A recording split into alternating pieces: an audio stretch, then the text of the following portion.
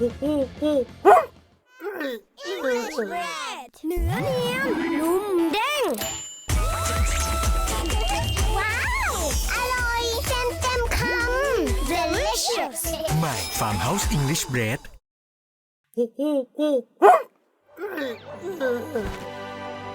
ความสุขสดใหม่ที่มีให้กันมาตลอดอร่อยถูกใจเรา Farmhouse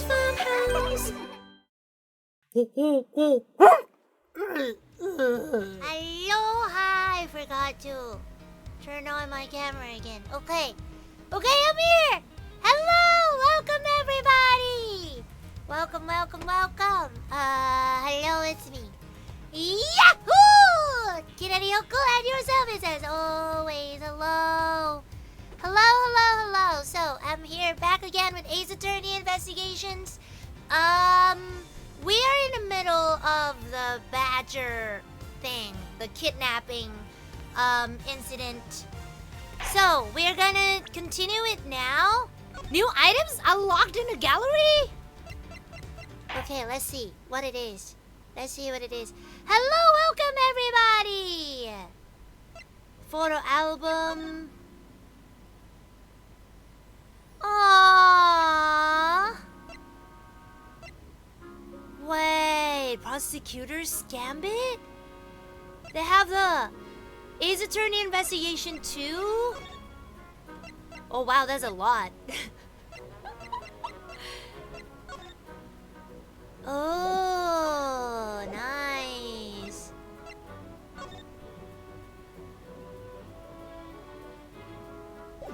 Oh, wait, so he is a Borginian? I didn't know that. Okay.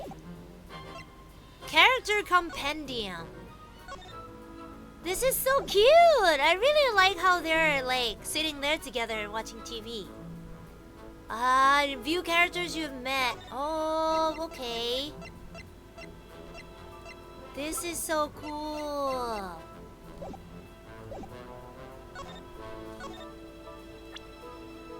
Confrontation. I see, okay. That is so cool. Accolades. Turnabout visitor. What the heck is this?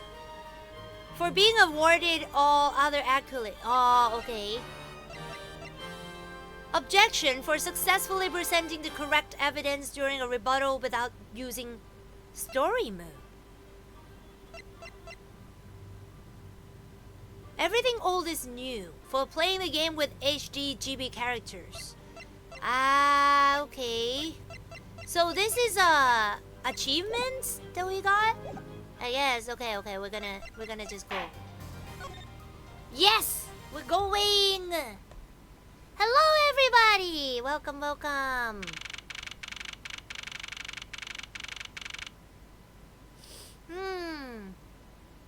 Have you eaten anything? Don't forget to eat anything, okay?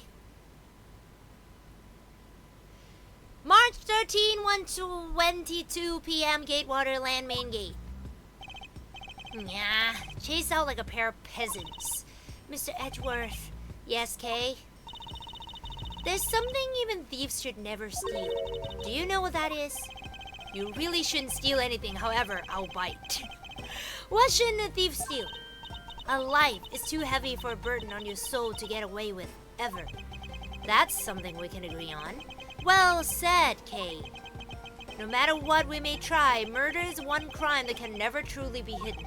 And I intend to prove that by my own hands, when I apprehend the murderer myself.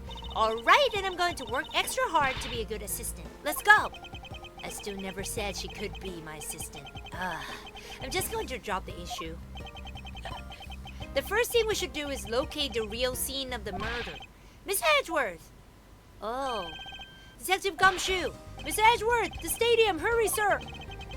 This is supposed to be hush-hush, but they found a witness at the stadium. A witness? You! What did we tell you about leaving you a signpost? The jig is up! Miss Edgeworth! Remember, I'm always rooting for you! Go get him, sir! Gumshoe is a good man. He's just a little bit silly at times. Those detectives sure look like they're enjoying themselves. It's not all fun and games, Kay. Now then, let's head to the stadium and meet this witness. Let's go. Hello, hello. Ooh, that is a cute little van. No, it's like a tuk-tuk.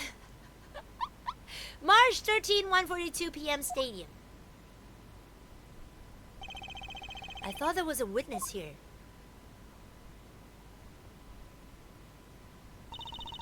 Yeah, I don't see anyone. Mr. Edwards! Oh, Emma! Long time no see! You are Miss Emma Sky, correct? Emma! This girl is a younger sister of my former superior, Lana Sky. 2 years ago, we stood in the same courtroom together as witness and prosecutor. But I thought she had gone to Europe to study forensics. I can't believe you remember me, Mr. Edgeworth. Of course I do. How have you been? You look to be in good spirits. Are you still studying abroad? You bet! More than anything, I want to investigate crime scenes scientifically. I've been studying non-stop every day to become a top-notch forensic scientist. But it's spring break now, so I thought I'd come back for a bit. I see. I assume this is another Badger mobile? Yeah, but it's a different color than the blue Badger's car. Yes, it is a retina searing pink model. Oh, sorry. I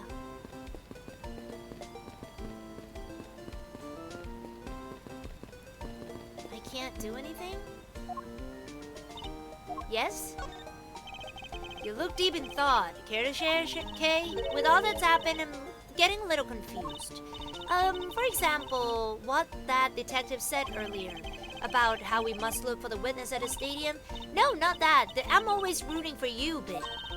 I was thinking how sweet that is. It's like you two are best friends.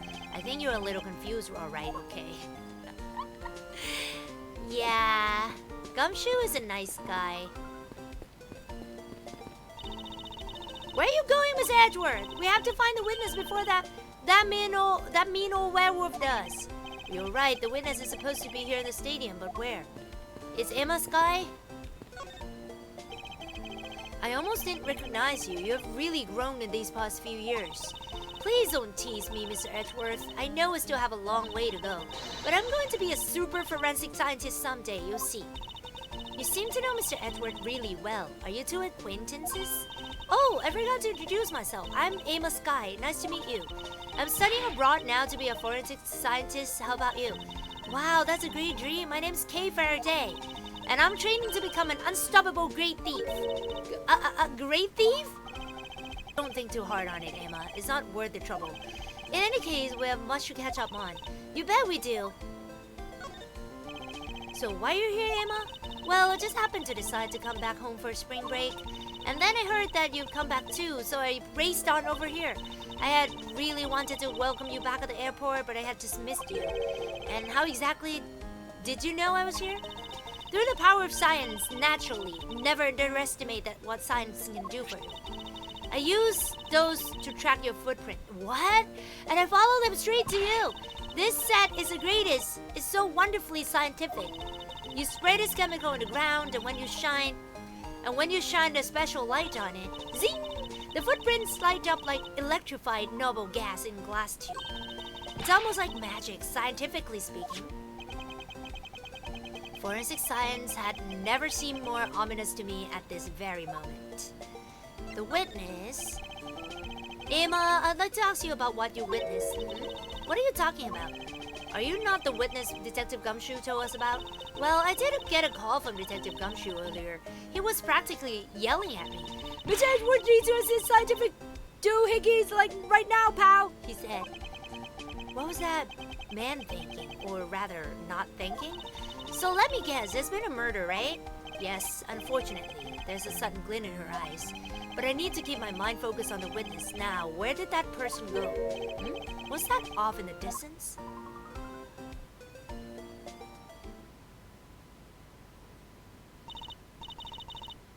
Oh, hey, it's a pink badger! Badger, get!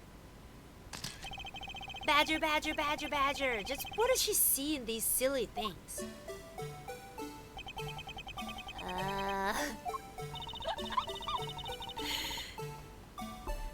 Badger has something to say to you, Mr. Edgeworth.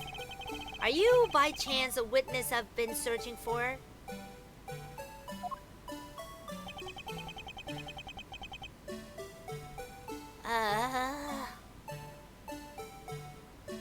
Hoku, been a little while. This motto hits different. Hello! Welcome! Welcome! I'm a detective today. It's solving time. Let's go! Sorry, but I don't speak Badger dance.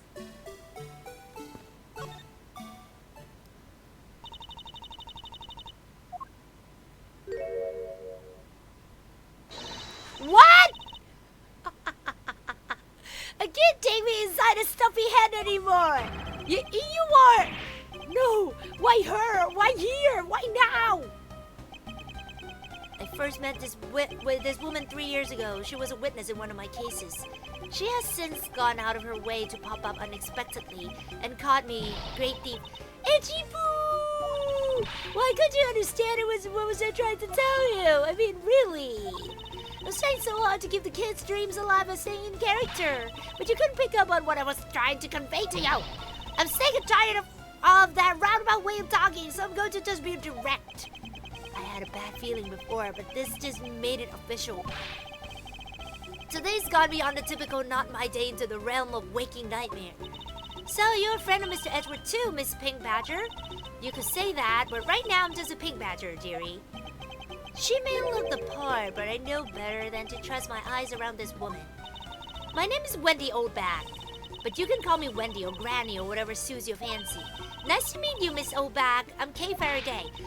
What do I care about a young whisper snapper like you? Yeesh, I was just trying to be polite. Weren't you a security guard at one of the Gatewater hotels the last time we met? I go where I'm needed. I'm very good at what I do, unlike the youth of today. I get called in all the time to fill in where aren't enough hands. But enough about me, Edgy Poo. I'm thoroughly dejected right now. I'm finally get the chance to see you again, and here you are talking with 2 young girls. Men are the same. It doesn't matter how old. With young girls, we just notice me. You seem to attract all sorts of interesting people, Mr. Edward. Kay, please, I'm begging you. By all means, do not provoke her any further. Very cute gremlin detective. Thank you. Aren't you forgetting about something, Mr. Edward? This person could be the witness. Honestly, I hope she isn't, but I don't think fate is going to be so kind today. I saw what happened. I even saw the exact moment it happened. How's that? So it's true. She's a witness. I don't suppose I can afford to ignore the old back. Yes, it was just a little while ago. I saw it happen right in front of me. The moment of the murder. You mean to say that you witnessed someone being killed right before your eyes? Sounds like a pretty important piece of testimony to me. Let's go. What old bag witnessed? I came to the stadium to take a short break. As I was resting, I happened to glance over and I saw 2 men facing each other in that area. Suddenly, there was a loud gunshot, and the person who was shot fell to the ground. It was a very terrifying experience, let me tell you. Looks like we hit the jackpot, huh, Mr. Edgeworth? Yeah, I can't afford to ignore what she has to say. Unfortunately. What's with that, unfortunately, you tacked on at the end supposed to mean, Edgy Poo? Well, anyway, let's see what we can find out of this little old lady.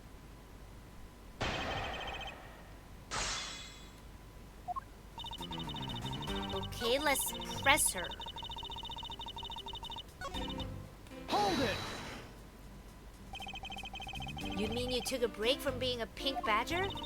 You may not think it, but it's hard work keeping kids' dreams alive. You smell the sweat, your hip creaks with pain. You even begin to dream about work. That's the kind of story that would scar a child for life, you know. Well, that's why I chose to come take my break here, Whisper Snapper. I don't plan to playing the part of the dead badger in front of a bunch of kids. So what did you see while you, the pink badger, were resting? Oh yes, that, well... Hold it! You saw 2 men? Can you describe them for me? They looked like You are average Joes, completely uninteresting and not worth fawning over. I'm telling you, they were so boring that I don't even remember much beyond that. But did they have any special features? Anything you can recall would be very helpful. Oh my, don't tell me you're jealous of those two men. Hey, she's right. You do seem pretty worked up over them, Mr. Edward. I'm not worked up over anyone. I'm not jealous. It's alright, Edgy Poo. Those two are just falls compares to a stallion like you. I thought so little of them that I lost interest the instant I laid eyes on them. Ooh. Hold it! You're claiming to have seen the exact moment in which a murder took place? Absolutely! That gun made a terrible racket when it was fired. You didn't try to go help the person that got shot? I'm only one person, you smart, leggy brat. What could I have done? But I took off as soon as I could find someone who could help. 2 men, 1 bullet. It's all consistent with what we found out from the body.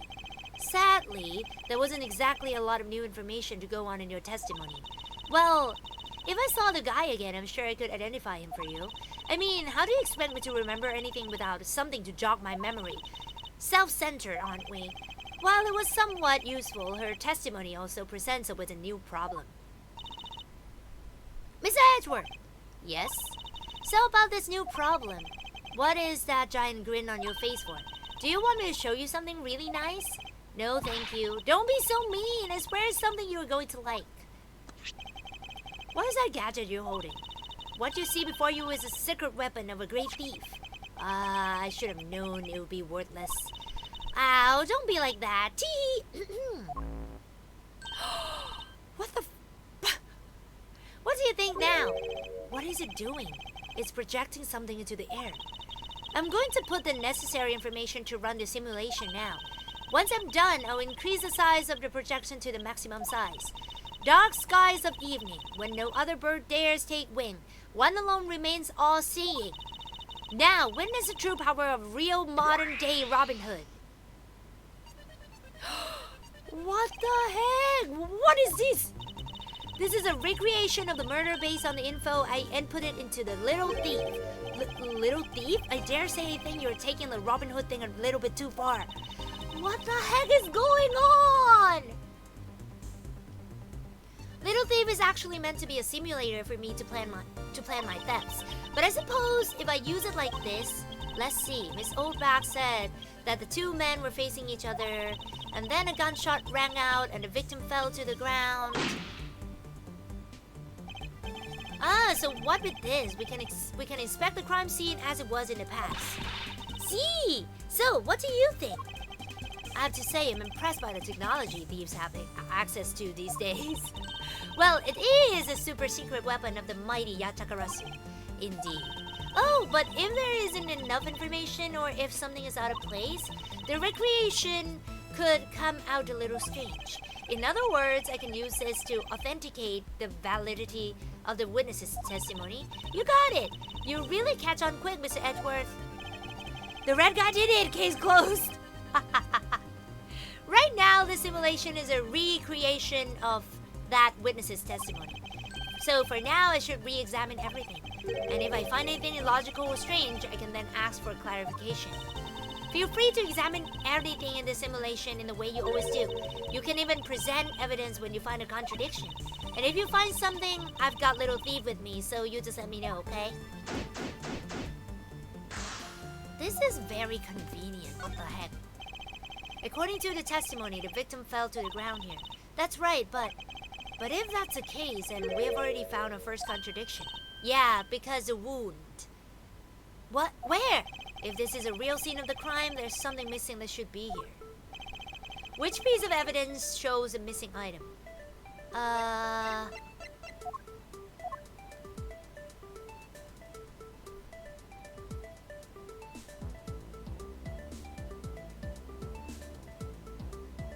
Shows a missing item?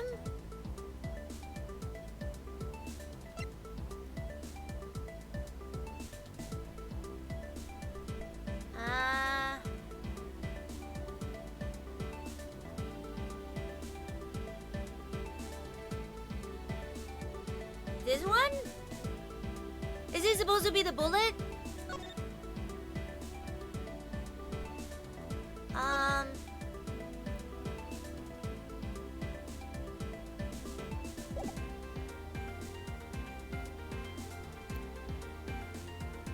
Take that!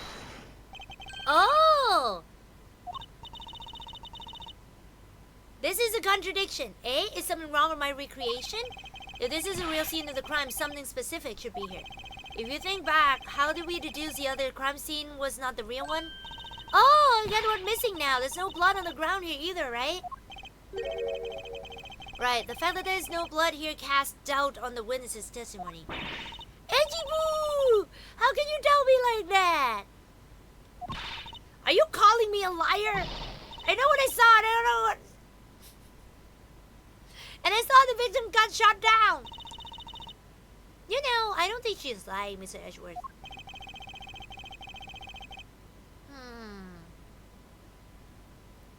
To be honest, I can't think of a reason why she would lie to me.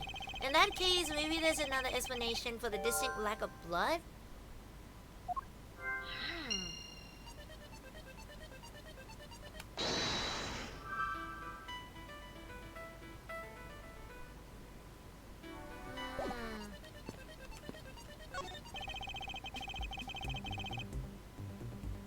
This is a silhouette of the killer with his gun at the ready.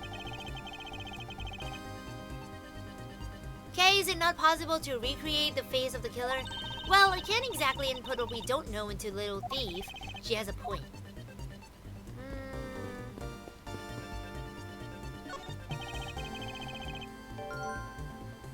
It looks like they broke the stage down.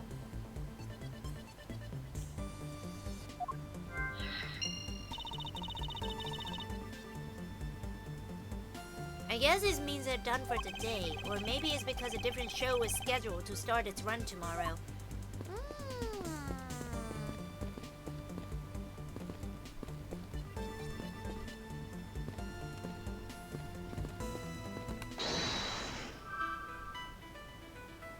Stage was packed up. The stage I saw this morning in the center of the stadium has been packed away.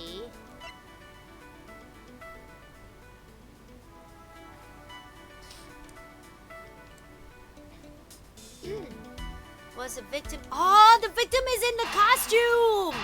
That is why there's no blood! Waha! Is it not possible that the victim was wearing a costume?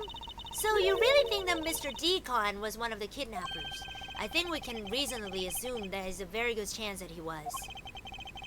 And that if he was shot while he was inside one of those stolen costumes, then Mr. Decon's blood would be inside the costume instead of on the ground. Precisely. Now if only we could prove that the victim was wearing a costume, you'd think it would be pretty easy if we could find some footprints. But the problem is finding them, since there doesn't seem to be any around. Footprints, huh? I wonder how we can go about finding some of those. Of course, we can ask Emma. This is amazing! Just feel the power of science! Emma, about that method you were talking about for finding footprints. Finally my expert knowledge in forensics is needed. Well, can you detect and trace even partial footprints? Leave it to me. My cutting-edge detection kit can find anything. Very well, if you could please analyze the footprints in this area.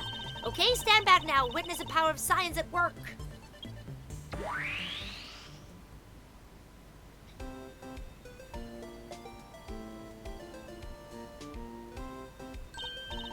Hey, I found something. Look right there. I don't see anything. Oh, that's right. Here, put these special glasses on, Mr. Edgeworth. These footprints here are definitely left by a badger costume. Judging by the way the prints are layered, those seem to be the newest. Then we can conclude that the victim was definitely wearing a costume at the time. He was likely wearing one due to footprints shape and the lack of blood, okay?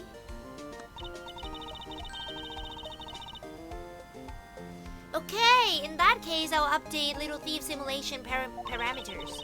I can't wait to see what we can find out from this new info.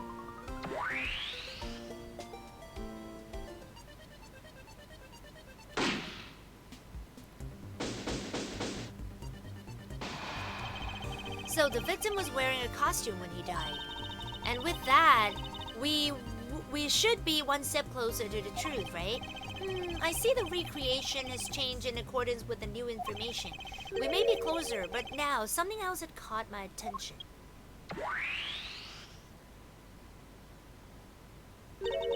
What do you want? Your testimony, naturally. I'd like to hear it one more time of you, please.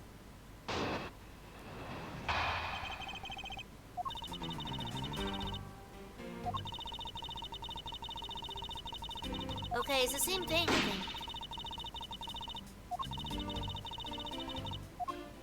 Yeah, it was the same thing. So, does this mean that Mr. Oldback's testimony has a contradiction in it? Yes, and I believe our best course of action is to compare it with our recreation. See, I just knew Little Thief would be of help. Now, let's see if we can pull more info from Miss Oldback to put into the recreation. For that, we must first find the contradiction in her testimony.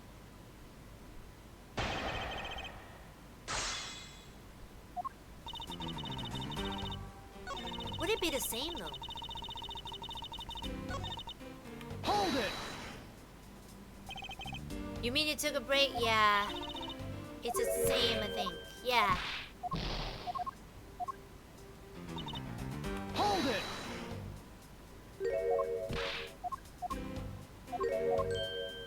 Yeah, it's the same thing. Okay. I think we need this one. Suddenly, there was a loud gunshot and a person who was shot fell onto the ground. You're claiming to have seen the exact moment.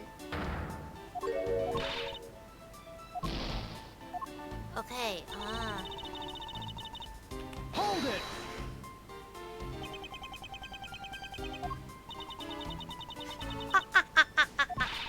Well, don't you have anything to say to me? No, not especially. You're so cold, Edgy Poo, but that is exactly what I like about you. You're sure one tough cookie, one part unshakable, and one part scary. Watch that smart mouth of yours, Missy. What do you know about my fragile heart? Knowing what we know now, thanks to your recreation, the contradiction stands out like a giant sore thumb. Precisely, it's all becoming clear to me. Let's clear up this issue with some well-presented evidence and get this over with. Okay, let's present some things. Two men facing each other, okay.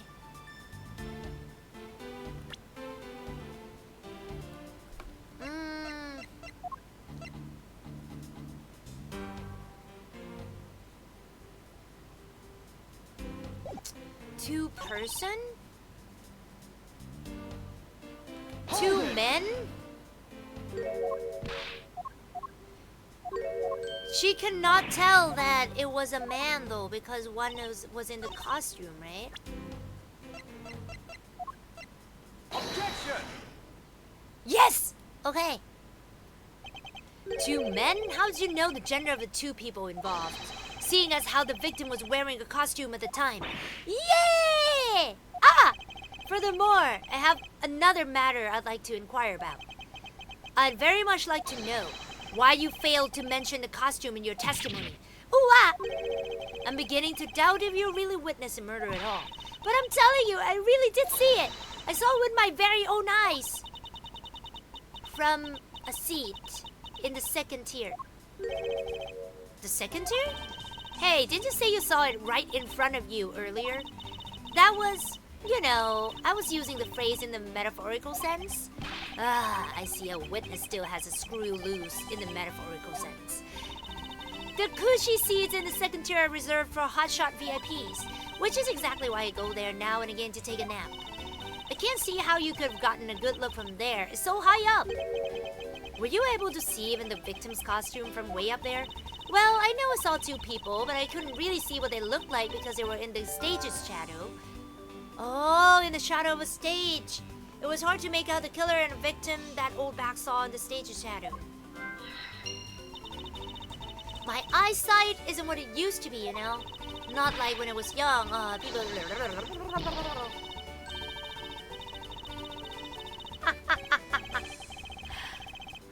let's return to our investigation, shall we, Kay? You got it!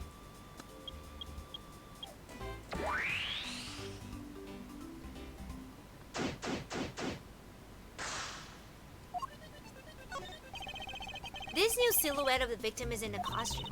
The silhouettes can change depending on the information I input, but Little Thief can recreate more than just people. So investigate away. We may even find more info with which to make a more accurate sim. Alright, sounds like a plan.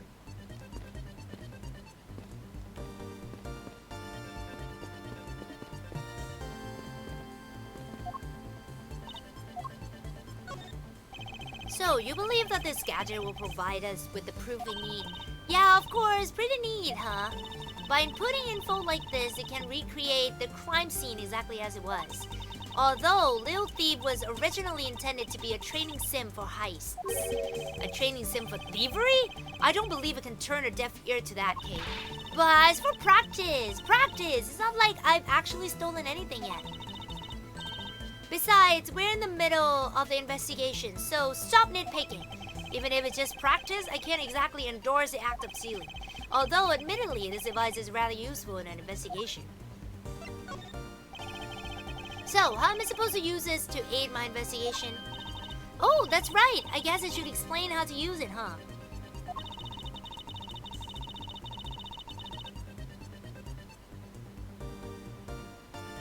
Objects outlined in yellow are things that are not present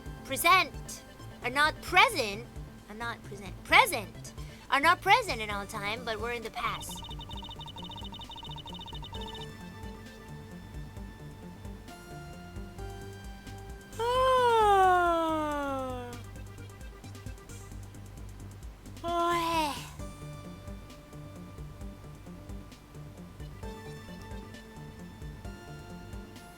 Things outlined in the dotted line are things that exist now but didn't in the past. I see. You can examine and interact with replicated people and objects as you normally do. You can even present evidence whenever you find an inconsistency. Oh, and be sure to point out mistakes in the recreation with evidence too. Very well, let's continue with the investigation. If there's something you don't get about Little Thief, feel free to ask anytime, okay?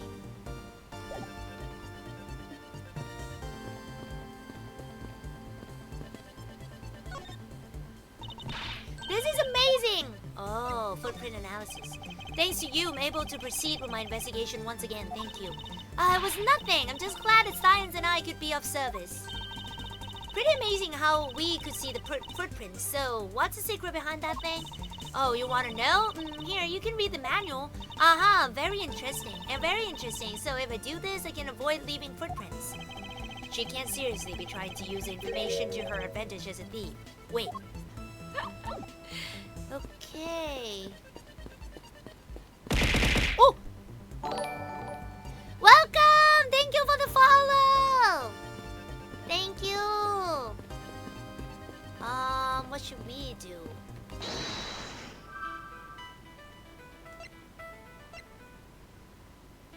In the stage I saw this morning in the center of the stadium has been packed away. It was hard to make out the killer and victim that old hack saw.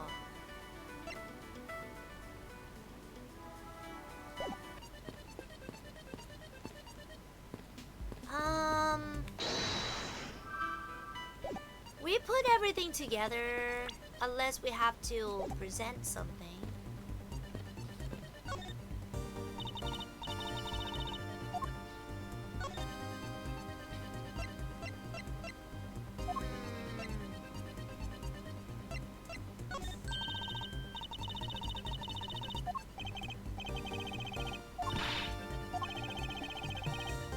Oh, okay. But I don't think this one have anything to do with it though.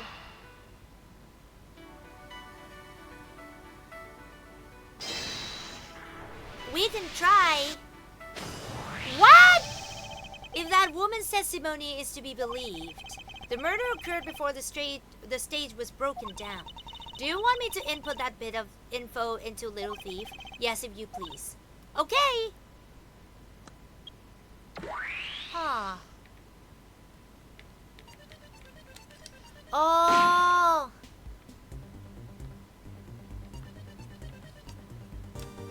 Okay. This new silhouette of the victim is in costume. The silhouette can change depending on the information I input. But Little Thief can recreate more than just people. So investigate away with blah blah blah blah blah. Alright, sounds like a plan. There's clearly a contradiction here. Please stop stealing my lines. Oh, come on. It wasn't that hard to see it coming, even for a layman like me. I suppose in any case it's not possible for the killer to have stood here in that way, because it was a very real stage set up in this spot at that time. Yeesh, I told you I got it. Do you feel the need to explain everything? Yes, well, in any case, we still need to resolve this unusual situation. Isn't it obvious? The killer was on top of the stage naturally. Right, Mr. Oback? Yes, I remember now. The killer was standing on top of the stage. See, now let me update the info in the simulation. That is why the bullet goes from shoulders to abdomen.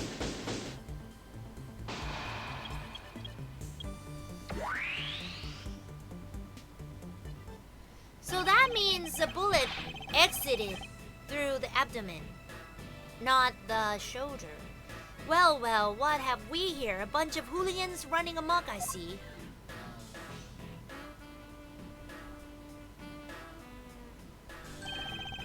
Agent Lang, how nice of you to join us. Well, I can't have you going around messing up my crime scenes. Agent Lang, we've discovered that the real scene of murder is here, the stadium. I see, thanks. For what? I'm just trying to show you my appreciation for all the time you saved me. Who knew that such a strange little toy could recreate a crime scene like that? Little Thief is not a toy! You too! Sir!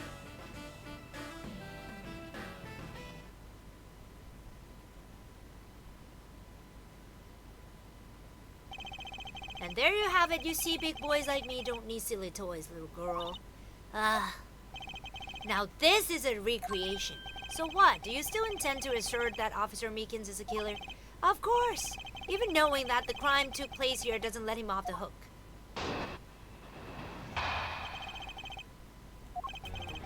This is a real scene of the crime. Officer Meekins lay in wait for the victim on top of the stage. And when the victim finally showed, he shot him from on high. That's the truth your little recreation showed.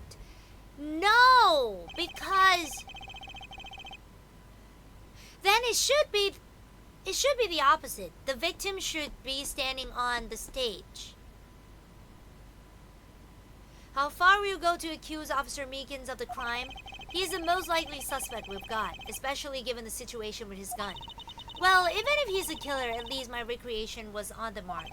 You see, thank you for understanding, my little crow girl. Grr. I'm not some common crow. I'm the Yatakarasu, or Raven of Legion. Unfortunately, your conclusion has yet to be tested, so let's see how well it holds up. Okay.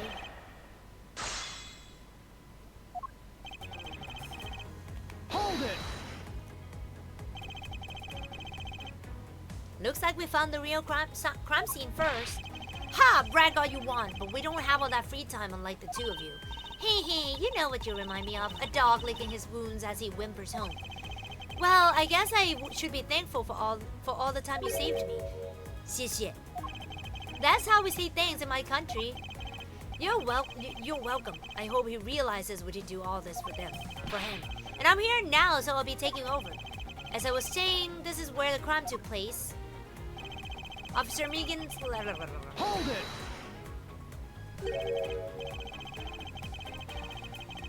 Lying in wait? How did Officer Meekins even know the victim was going to come here? Simple. He was investigating the kidnappers, right?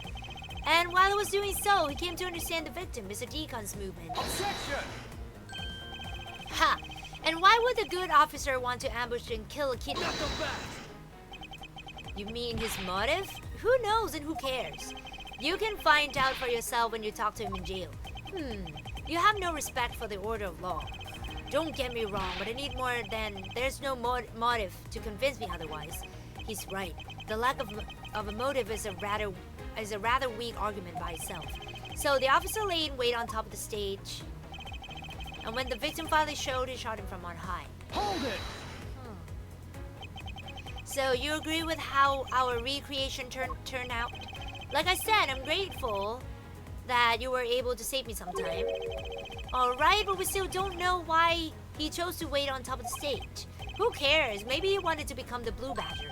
Who's to say he didn't see the stage and decided to put on a Badger stage show of his own? Or maybe there's a completely different reason. What does it matter? It still doesn't change the fact that Officer Meekins stood up on that stage and shot the victim on the ground below. Hold it!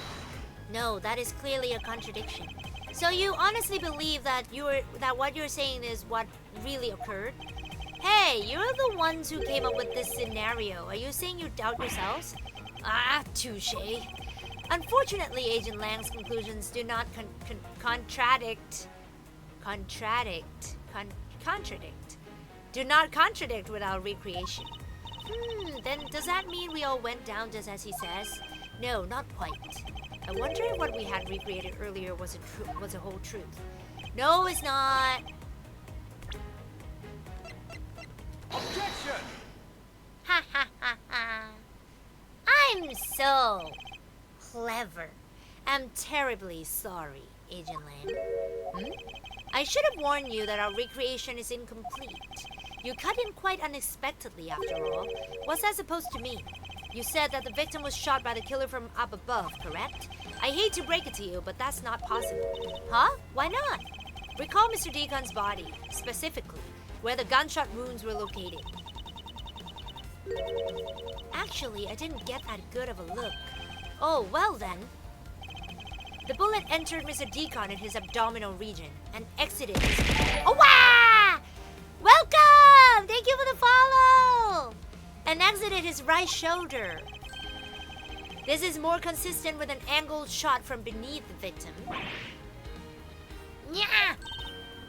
Then, yes, our recreation had the victim being shot at an angle from above. A clear contradiction! You're discounting your own conclusions? No, this one point is the only flaw. This was a mistaken parameter. This was a mistaken parameter in our recreation. The killer's and victim's location.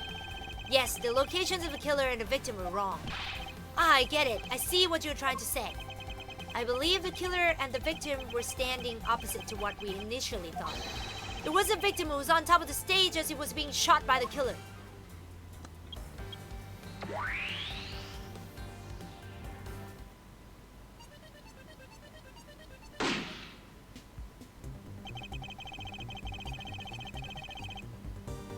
If this is what happened, it would also explain the positioning of the gunshot wounds. But then, what about the footprints?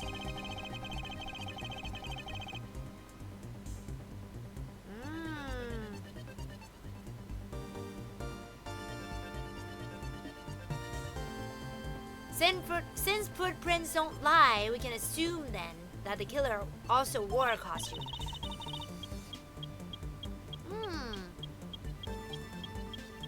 Okay, I'll try using that data instead.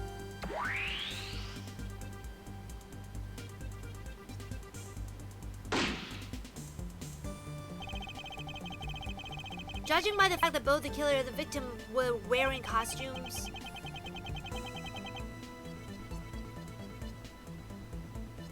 I'll say it was a killing between the two kidnappers. That would be the most natural conclusion.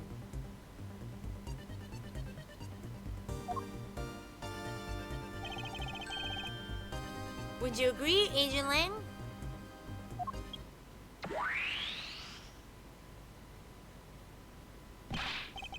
Well done, Mr. Prosecutor.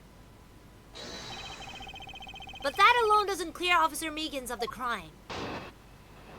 Oh, come on, be logical. Love Qilong Lang's design. He's cool, yeah. He's a douche, though. Another bit of proof. I asked you to take another good look at the tire marks over there. The 3 marks are indicative of the Blue Badger model.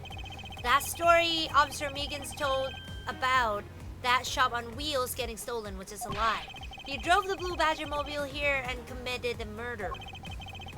Then he used the car to move the body to the garage in the Wild West area. You believe he moved the body with the car? That's right. It was Officer Meekins himself who pointed us the way he did it. The 3-tire tread marks are very telling, however. This is Blue Badger Mobile, the only thing capable of creating such a pattern? Huh. No, it's not. Another bit of proof. No, it's not. Okay. It's a badger. It's a badger head. It's a blue badger head.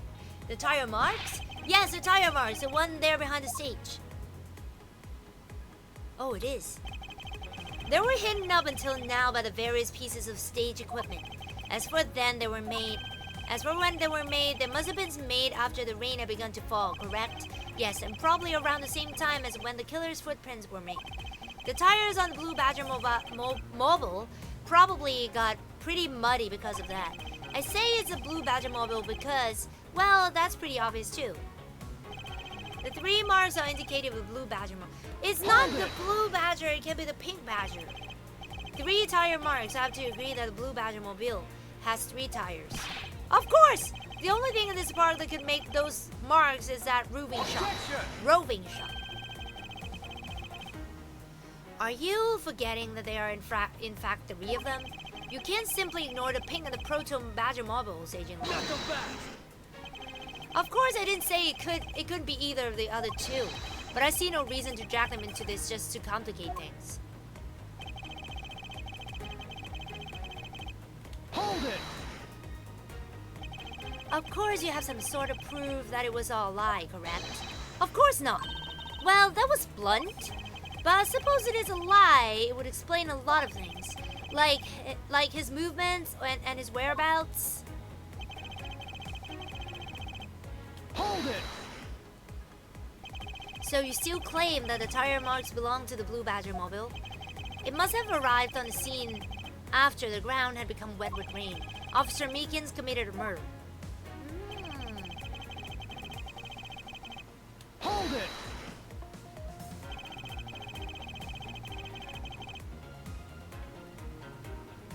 Besides the Blue Badger Mobile, there are other ways the body couldn't have been moved. Recall what the Wild Wild West area looked like. Only the Blue Badger Mobile and Mr. Deacon's body were in the garage. I'll say that's proof. I suppose if one were to look at that place, that would be the only logical conclusion. However, my experience tells me that the truth is usually not so easily found. Is there some sort of problem with Agent Lang's statement with regard to that scene? Looks like the only thing that car was selling was death, not dreams. Only if what Agent Lang believes turns out to be true. The 3 tire tread marks are very telling, however. Okay.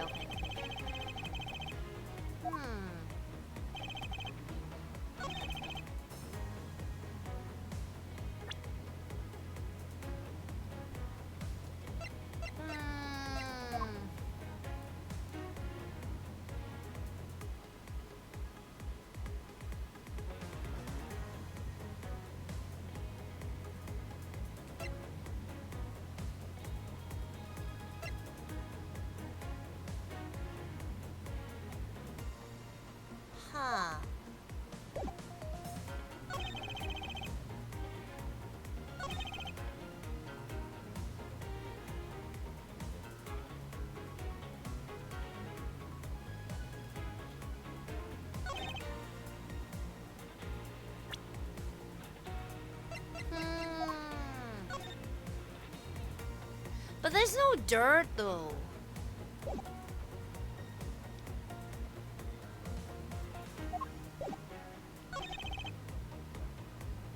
Hold it! Let me press him again.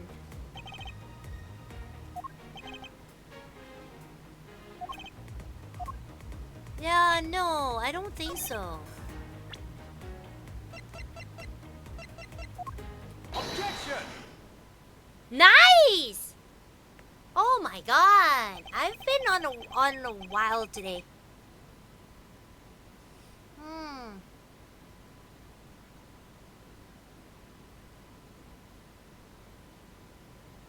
Nice. Sorry, Agent Lang, but that's an impossible tale. And why is that? Those tire marks could not have been left by Officer Megan's Blue Badger model.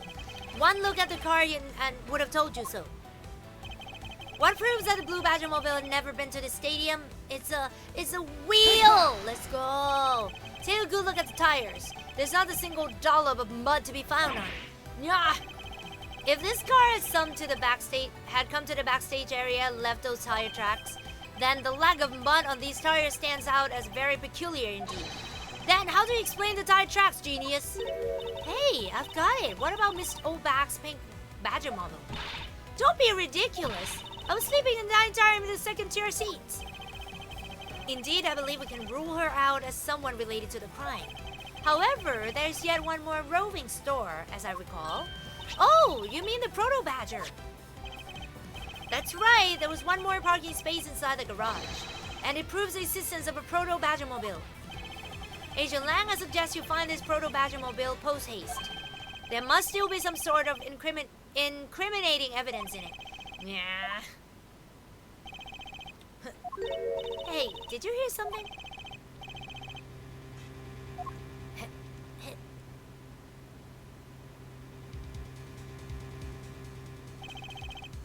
Help me. Lance? Are you alright? Well, this is something. Looks like we found a kidnapping victim. Where were you all this time? Wild West with kidnappers. He was in the room next to the one I was held in? Ran away using underground and got lost. The kidnappers. What is it? I can't understand what you were trying to say. The kidnappers escaped wearing costumes. Did you see the faces of you kidnappers? No, I didn't see their faces, but one was a woman. A woman? Oh no, sorry. Quite an important piece of testimony.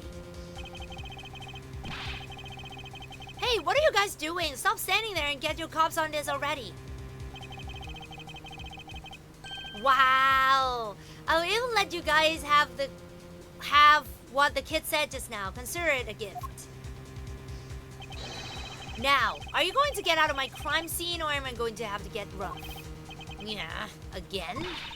You're nothing but a big bully. Come on, Mr. Edgeworth, let's go. Oh, no, not you. You're a very important witness for my case. I'm not about to let you get away with that easily. Don't count on me to testify, because I won't. Not for you. That's right, I won't either. You hear me, you young whisper snapper?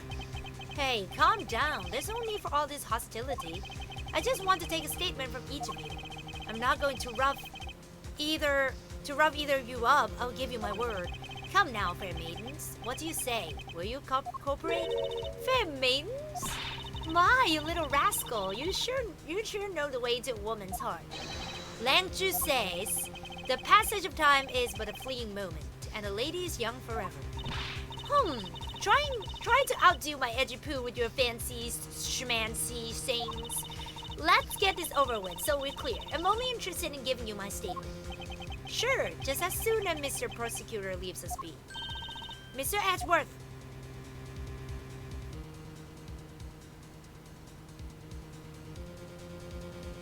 Marvelous, thank you. To be continued. Let's go. March 13 to 34 p.m. Wild Wild West area. We're back to where it began. Looks like we got the boot again. With Lance saved, the focus of the investigation will shift solely onto the murder. You mean the infighting between kidnappers? Yes, and also the identity of the remaining kidnapper. Miles, my boy! Tell me it's true! Tell me that you really found my boy! Yes, Mr. Amano, we found him earlier in the stadium. Then my little Lance is unhurt? He's not exactly the picture of perfect health, but his life is not in danger. He's being questioned right now by Agent Lang. Poor Lance! It must have been so horrible for him. Locked up like a...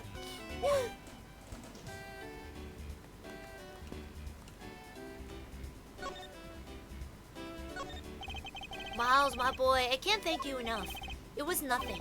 I'm still in shock over what happened to Oliver, but I have to say I'm relieved that Lance is alright. Oh, that's right. I mustn't forget to pass this on to Lance as soon as the police are finished with him. A letter? What? It doesn't look like a normal letter. The way Lance is being chased after by a woman reminds me of someone I know. I almost can't believe he received yet another love letter, you know? Here, take a look for yourself. Isn't this a breach of confidentiality? Oh my god. It's a very simple love letter. Oh, hey, let me see. That's really weird. It's from a loan company, tender lender. Looks more like a collection bill to me. Oh my god, that doesn't look... It doesn't look like a love letter. It's horrid. Is Viola?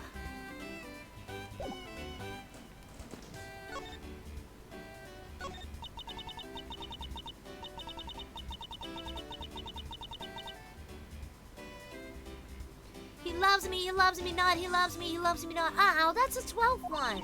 No, you can't give up, Lauren. Just one more try. Excuse me, but I can't help but feel a bit sorry for all the flowers you've gone through. I suppose if they were me, then...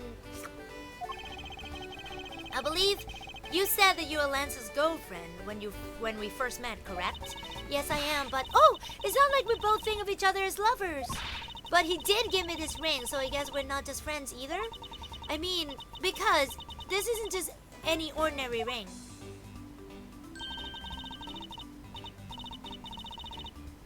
It tastes so sweet when you lick it. Ah, it's so wonderful. You mean to tell me that he gave you a lollipop ring? So, which is it? Have you guys not decided if you're going out or is it just one-sided? Decided? Shouldn't the parties involved naturally just know? My father used to work for Mr. Armano, and so Lance and I grew up together. I said it out loud! I don't see how that's anything to be embarrassed about. So your father was an employee of Armano Group? What did he do? I heard his job was to fly around the world. On Pegasus. What? Pegasus? Oh, Pegasus was the name of the airplane. The airplane belonged to the company. You had me there for a second. But now it's all changed. My father isn't around anymore. Oh, I see. About 10 years ago, he rode in Pegasus off to somewhere and never returned. Riding Pegasus to whereabouts unknown? Sounds like the stuff legends are made of. It's been so long. I don't think I'd recognize him if we were to ever meet again. I'm so sorry, Lauren. But I won't give in to the sadness. I have to live. Yes, Lauren, live. About this incident? But isn't the kidnapping already over and dealt with? I've been here the whole time, so I'm afraid I don't know much about any other incident. How'd you come to know that Lance had been kidnapped? Oh, that's because one of my woman's intuition. You base everything on that? You know everything when it comes to my Lance. It's really strange. It really must be destiny. She started fantasizing again. So what are you going to do now, Mr. Edgeworth? We already established that there's a good chance that the killer is another kidnapper. It's my duty to figure out who this other person is. I believe there's one location that might hold a clue or two.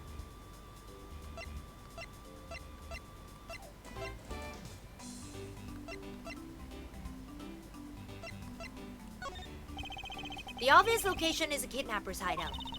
But we're still not allowed in, remember? Agent Lang and his men should be done with this area. In that case, there's no harm in asking that officer over there to let us in.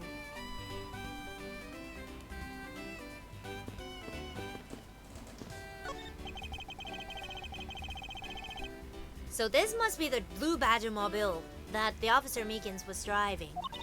He said it was stolen, didn't he? Don't tell me that you were the one who stole it. What the heck are you talking about? I don't even have a license. It's illegal to drive a car without a license. A great thief doesn't break the law. This little girl has a very odd understanding of the word law. Oh my god, you're a thief for God's sake.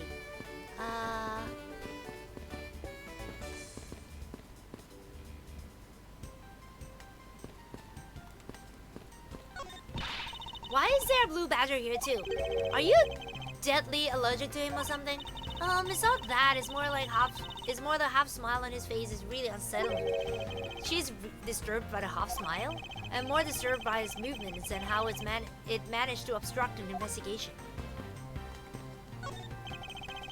This man looks suspiciously like the precinct. Look at that lovely smile on Blue Badger's face. It's looking at me, make it stop, it's scary! It's alright, dear, you want to know something? I was the one who created Blue Badger. See, look at his eyes, don't they look like Daddy's?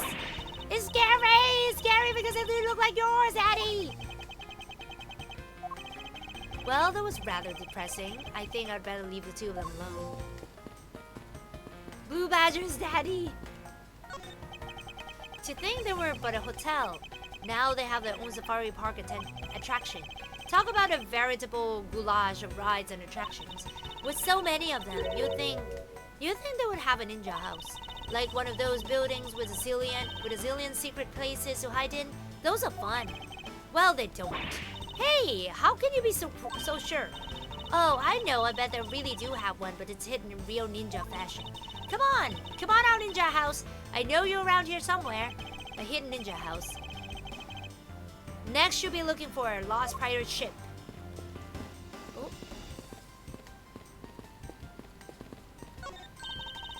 That lamp looks like it's got a lot of good stories to tell about the olden days. Oh, it looks incredibly new to me.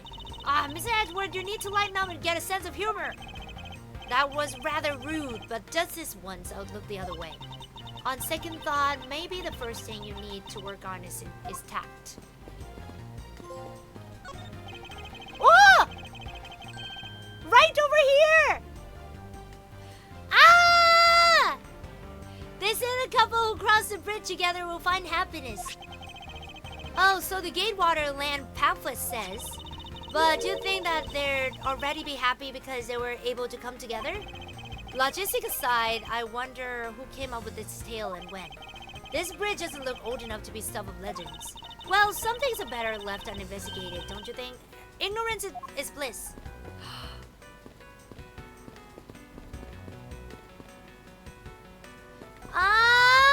My baby is over there!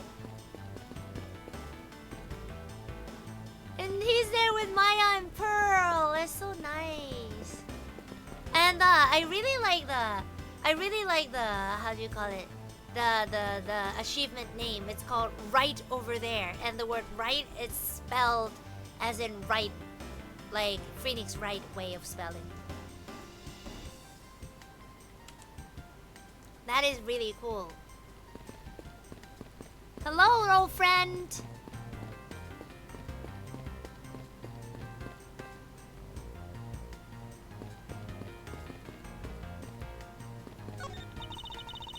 If these were real, I wonder what you would put in them. Water would be the obvious answer. But if you stored water in a barrel under a blazing hot sun, wouldn't it go bad? People of that period probably didn't care about how to taste it. Sorry, but I can't let it get away with making fun of our forefathers.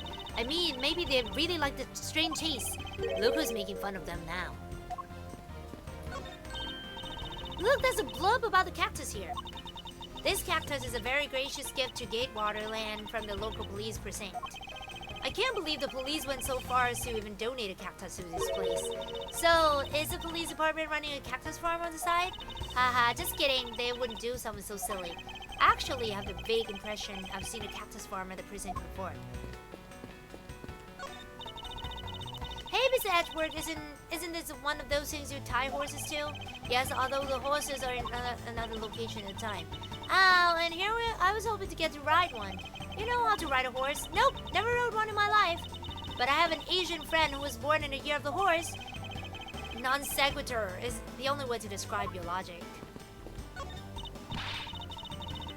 Ha! I've got you now, you vile criminals. I think you kidnappers would have better sense than to try hiding in these. Oh, come on, lighten up, will ya? I was only joking. I don't really think that the criminals would be hiding there right in front of two officers. I certainly hope not. Excuse me, but if you could just let me through here. Sorry, I can't let anyone through. Agent Lang's orders. I suppose I'll have to deal with this impassive for now. Okay. Okay, I think I've done everything. What do you have to report? Sir, nothing unusual out of ordinary, sir. Where have I heard such redundancy before? Is this possible for you to let us take a look around inside? Sir! Roger, sir! That was surprisingly hassle-free. Are you certain didn't Agent Lang order you not to allow me in? Sir, that's true, sir, but Detective Gumshoe asked me personally to let you in, sir. And I couldn't refuse a request from him. Wow, looks like Detective Gumshoe has a following. Furthermore, I was asked to give this document to you, sir. What is this? The autopsy? Oh no! The man in this picture, isn't this Mr. Oliver Deacon? Colin Devoray. Male, dominant hand right, 5'8". Whereabouts unknown for after his escape from Penn Eden prison? Stole a gun from a guard during his escape? We thought he might head for where his wife and sole daughter are, but despite our surveillance, he has yet to show up. The name here says Colin Devoray. That's the same name as the one on the back of the pendant. It appears that Colin Devoray was his real name. What's this? He was convicted in a case 10 years ago and sent to prison. What? Then what was he doing here? Oh, I just knew it. He's a dad. He's the dad of Lauren. He has a sole daughter.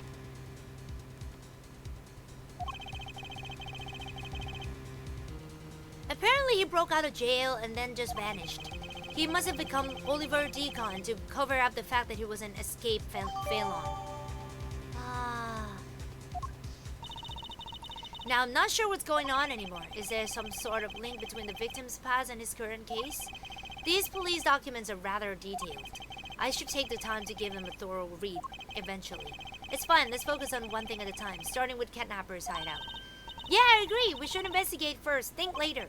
More than thinking things through, I think you should try remembering things first. Now then, if you could please unlock the door, officer. It was locked up until a little while ago, but since then, the door's been wide open, sir. I'm not sure I follow what it is you're saying. Care to explain in a bit more detail? Sir, the door was locked down tight when they went to check out the room. So they got about 10 officers to help out and break the door down, sir. I see. I guess that means I get Agent Lang's leftovers. Well, let's see what we find.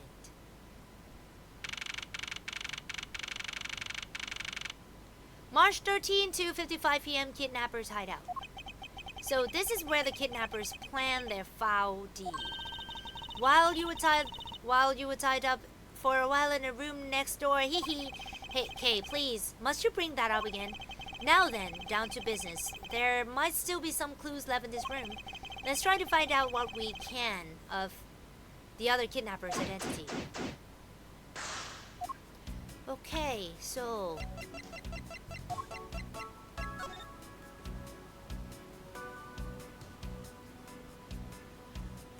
My dear Lanzamanu, may I come see you again, your beloved Viola? Looks sus as heck. 10 years ago. Yeah. Lauren is the daughter of Colin Devoray. Colin Devoray, disguised as a butler. And now he dead.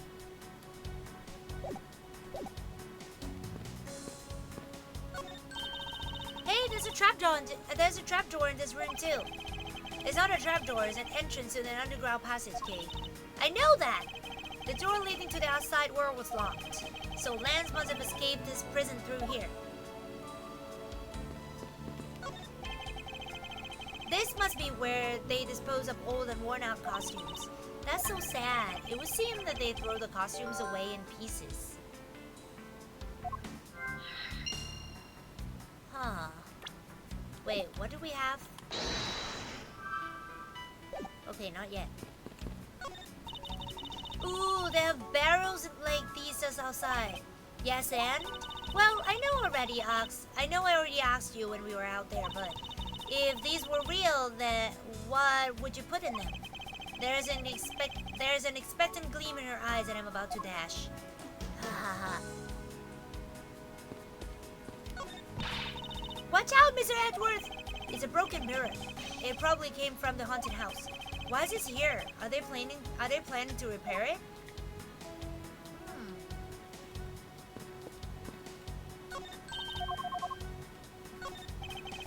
Unused folding chairs lean against the wall in their folded state.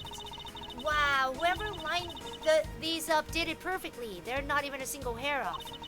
I'd feel bad using these because it'd be like stealing the perfection away.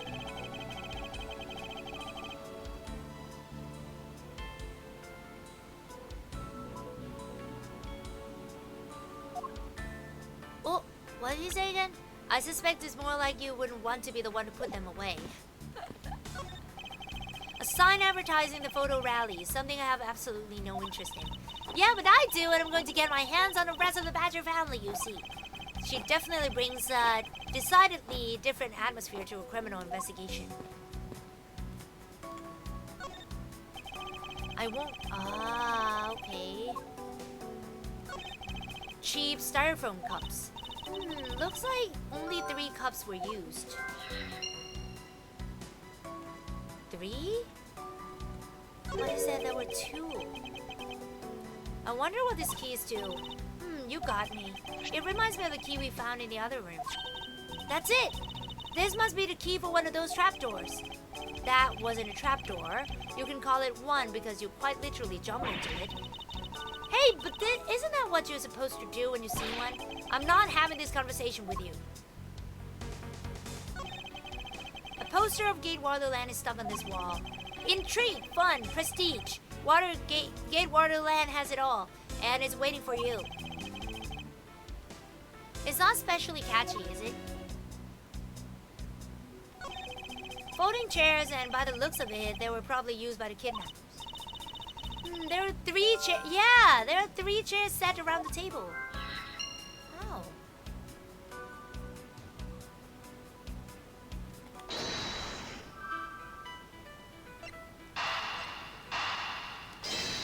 That means there are 3 kidnappers. The common denominator between the cups and folding chairs is the number 3. Speaking of which, the number of missing costumes is also 3.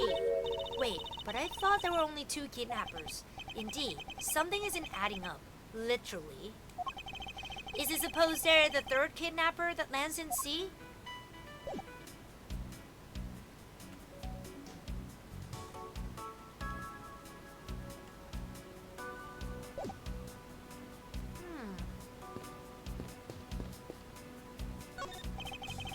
Beyond this door is where the kidnappers held you after getting the jump on you. Must you keep reminding me? But it's a room where I got to see your awesome Nyah face. You didn't need to remind me of that mortifying moment either.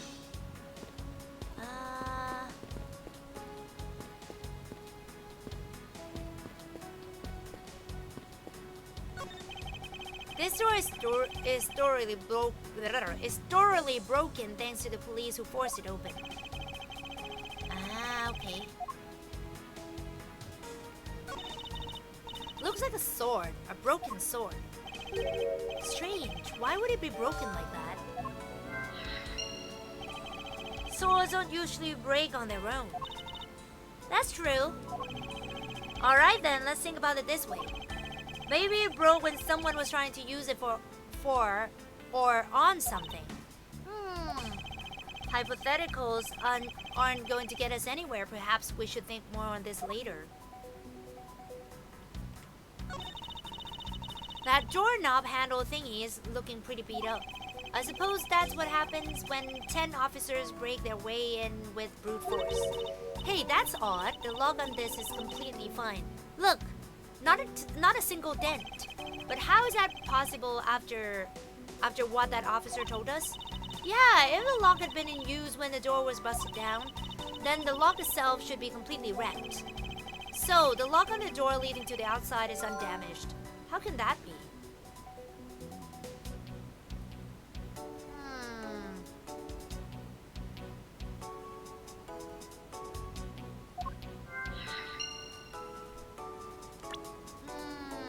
Wait.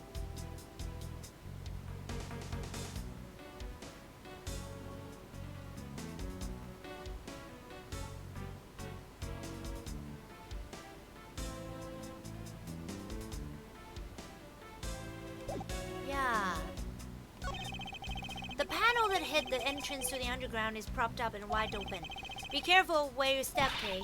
I only fell into that other opening once, you know.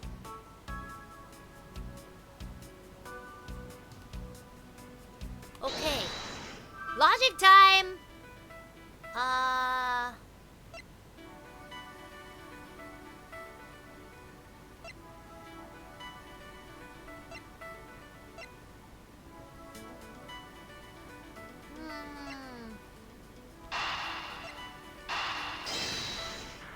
You know, I have no idea if I'm right. Oh, I am right. It's a bit strange that the police had to force their way into an unlocked room. So it wasn't locked. It was a sword that was put inside the knob thing. I see. It wasn't locked. It was obstruct. One look at the pristine door lock, and anyone can see that it was not in use at the time. But the policeman outside said that it took 10 men to get it open. A door that was locked tight, despite it being not locked at all. It can only be because of this. Oh, you mean... Yeah, it was used to jam the door. Here, take a look at the door handle. Do you see how the handle is completely destroyed? So that's how the sword broke.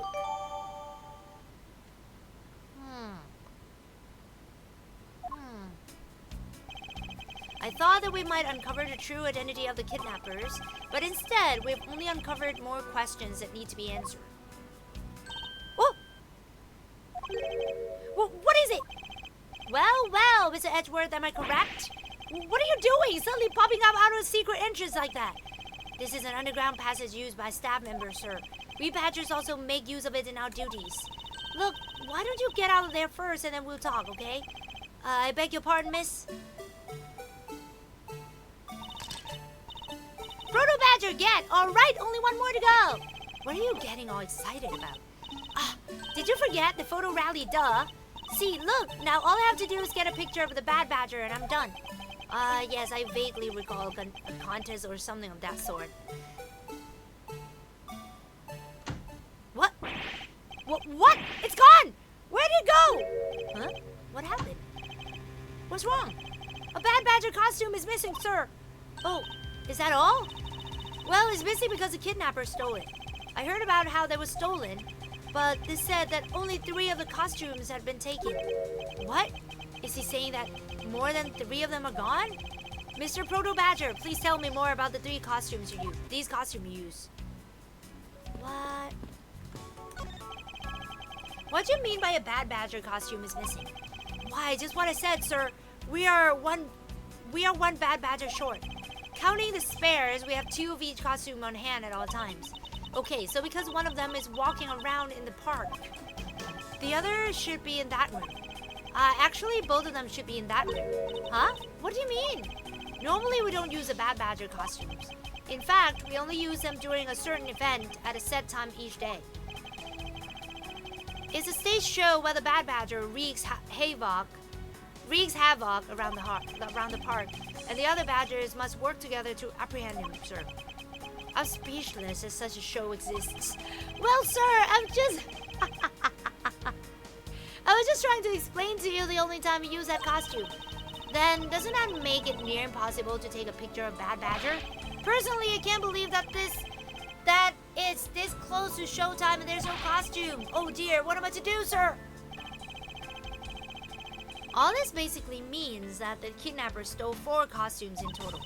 Then, are you saying that there are 4 kidnappers? No, I don't think that's very likely.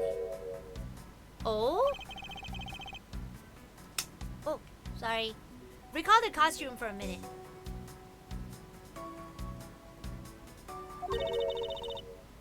The stolen ones, you mean? What proves that a 4th kidnapper does not exist?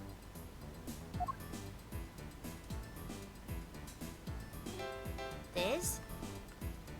Take that!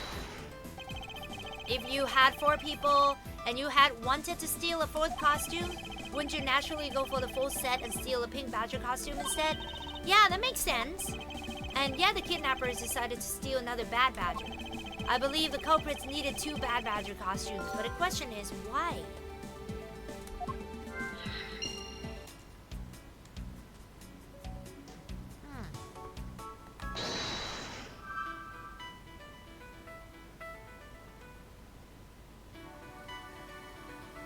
A fourth stolen costume by the three-person kidnapping group. Where the other costume?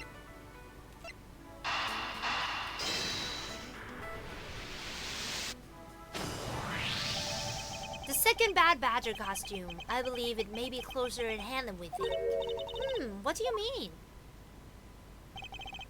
That costume in the trash. Wouldn't you say that it's wearing some very tellable pants? Hey, you're right! Let's get it out there and take a look! As I suspected, it's a Bad Badger costume. Well, minus the head.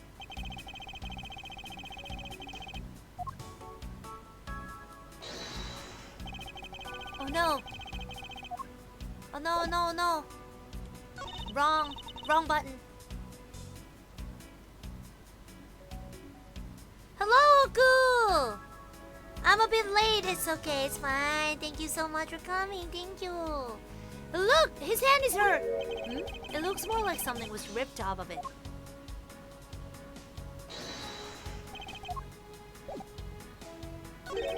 I wonder why this Bad Badger costume's right hand is torn up like that. Maybe it's a flesh wound from a fight with a blue badger. I always knew the blue badger was one ferocious beast. I somehow doubt that even real badgers are as bloodthirsty as that, Kay.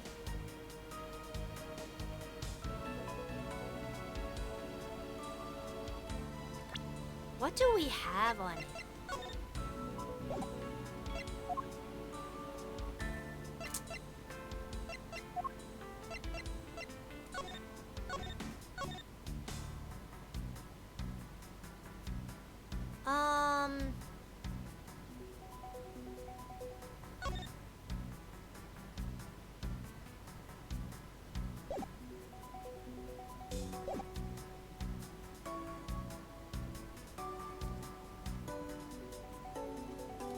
How do I deduce it? There are 3 folding chairs over on this side. I can't say they were arranged neatly as nicely as their siblings to the right. You think so? I think they're just fine, like a bunch of used chairs ought to be. I'm beginning to think you must keep a most chaotic room.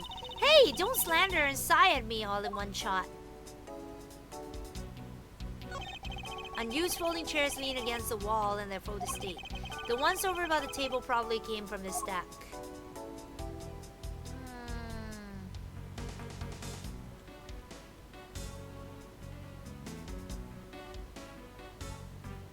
What is this? Why is it torn?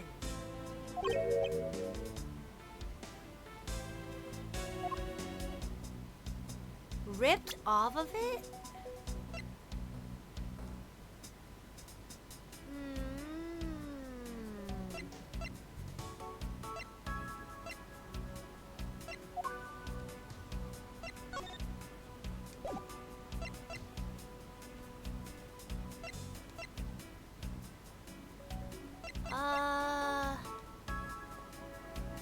How was it ripped off? Why was it ripped off?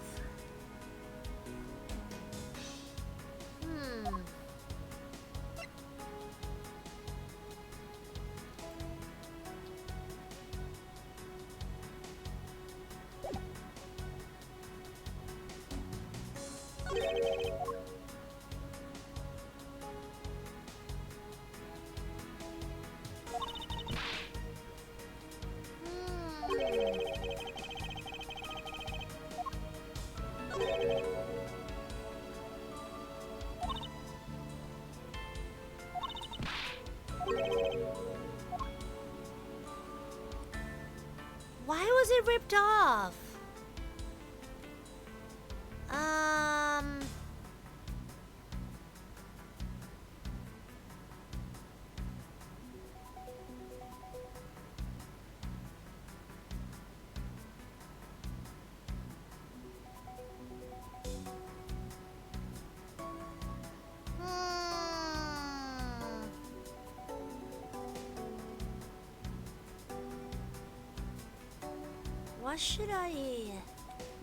How should I deduce? I don't know.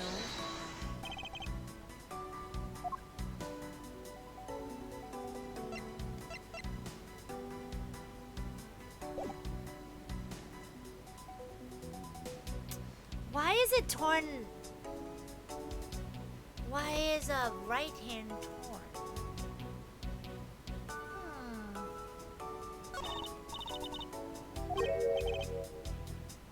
Something was ripped off of it.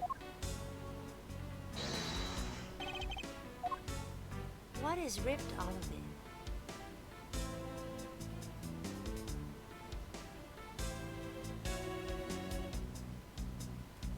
Oh, the gun?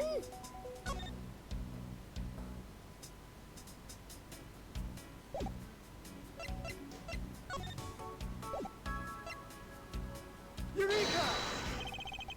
I believe what we have here is an inconsistency. Between what? Look carefully. A costume is not holding on something on its right hand that it should be. Oh, the gun! Precisely. The Bad Badger was assigned to always hold a gun in his right hand. However... You there! Did you remove the gun from this Bad Badger's right hand? No, I did not, sir. The gun is supposed to be securely attached to the costume. Yeah, I totally forgot. That he should have a gun on his right hand. As I thought, the rip itself confirms my hypothesis that a gun was forcibly removed. Why don't you have him, like, take out the head? Maybe he's a kidnapper.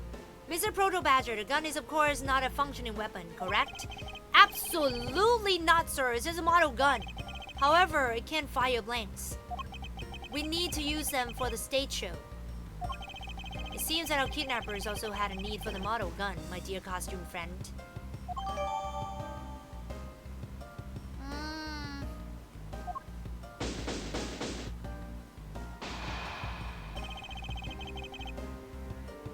I think we're about done with this room.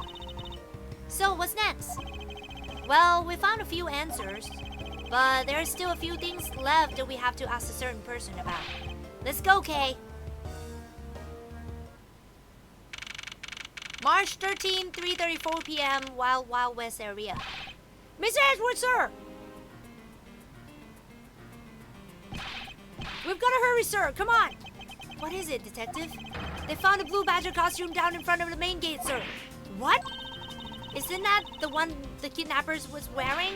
Bingo! That's why you've got to come to the main gate with me right now. If we hurry, we still might be able to get there before Wolf Boy does, sir. All right, let's make haste to the main gate. Hello, welcome! Waiting for a train to BKK?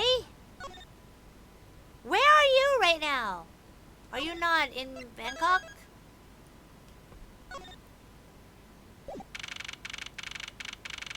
March 13, 3:45 p.m. Gate Wonderland main gate. Bum, ba-dum, bum. Where's the costume, Detective Gumshoe? Just on the other side of the fountain, sir. Was it out here in the open all along? No, it was discovered in the tall grass back there. We moved it out here in order to examine it more thoroughly. Then let's get down to it. Okay. It's the Blue Badger's body section. What a waste. How so? Going through all the trouble to steal this costume only to throw it away in the end? A real thief wouldn't do such thing. Nope, no way. I wouldn't think a real thief would steal something so gaudy to begin with. What do we have here? Oh, it's another pendant. That's 2 treasures in one day. How lucky is that? And hey, this pretty baby's made of platinum silver too. Another pendant on top of the one we found on Mr. Decon? Is it possible that these two... Hold it right there!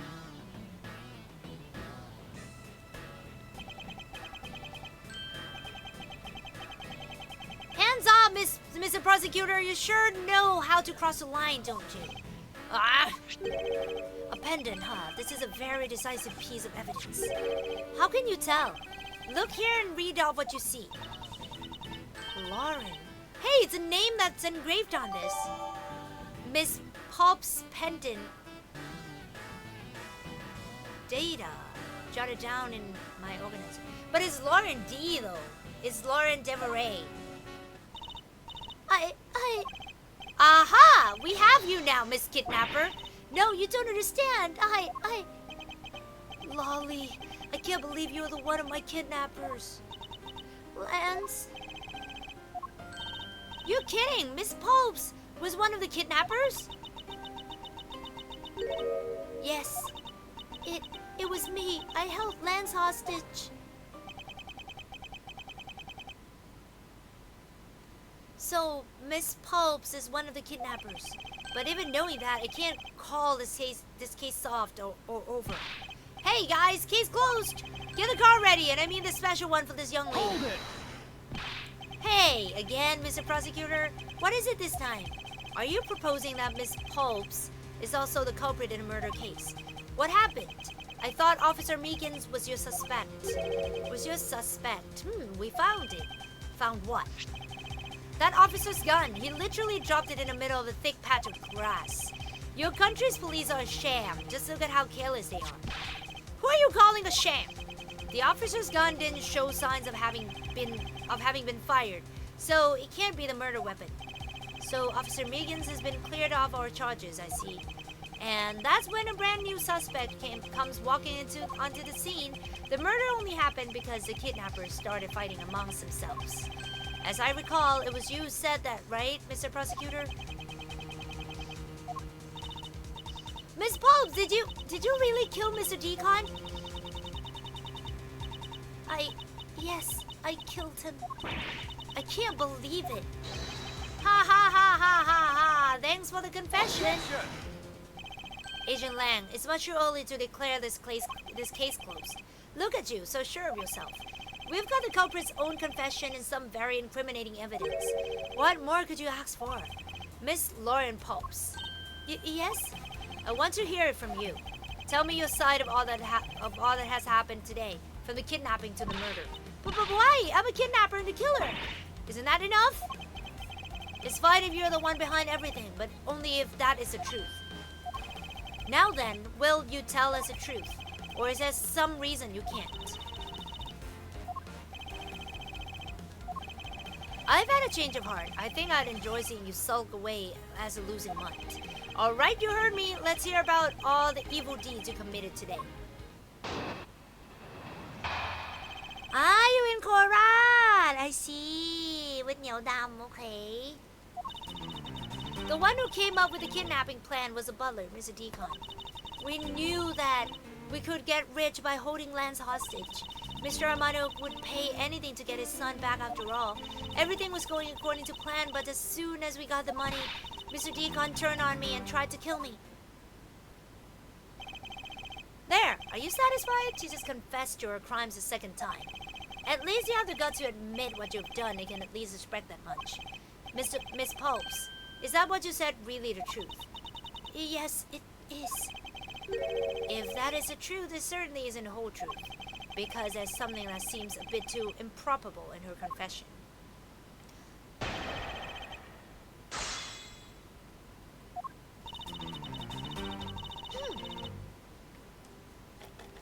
Hold it!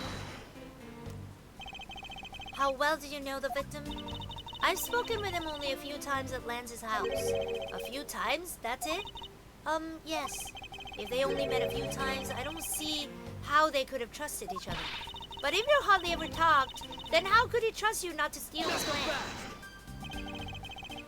That's completely irrelevant. He was trying to betray her from the very beginning, which is why he chose someone he wasn't especially close to. Isn't that right, Sheena? Yes, however, Mr. Deacon made a very poor choice. In the end, he was killed by the one he intended to betray himself. Ha! I bet he didn't see that one coming.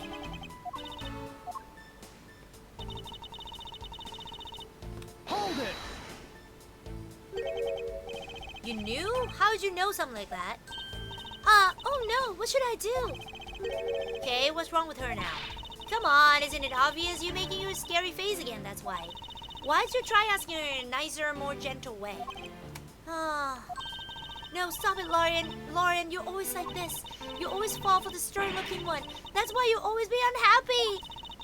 Or maybe that's it. She's been bewitched by your icy glare. Mind your own business, Kay. Now then, Miss Popes. Let's continue with your testimony. Oh, yes, of course. Hold it! Why'd you believe that? Anyone who knows Mr. Amano would think the same. I bet Lance is that old man's greatest treasure. I suppose he would be to a doting father like Mr. Amano. I always figured that was it too, and I was always envious of Lance for it. Oh, because your dad's... I got this pendant from my father, and I believe that as long as I have this, I'll find my father again someday. He'll welcome me into his arms, riding on the back of Pegasus. That pendant, she must truly believe it to be the wings of Pegasus. It is, though. Everything was going according to plan, blah, blah, blah. Would you mind telling us a little about the plan itself? Well, first we captured Lance. Oh, how'd you do that? Mr. Decon said did it on his own, so I don't quite know. Bah, and here I thought you knew how to seal people away. I shudder to think that she would do with such a knowledge. Sorry, I really don't know, but somehow Mr. Decon was able to contain him. All we had to do after that was wait for the ransom to be paid, but... Hold it! Why do you think he did? I have no idea, but maybe he had planned on doing so from the very beginning. Miss Popes. Wait, Mr. Decon planned to kill Miss Popes from the very beginning? Was that ever really likely to happen? What should I do? Should I raise an objection? Of course!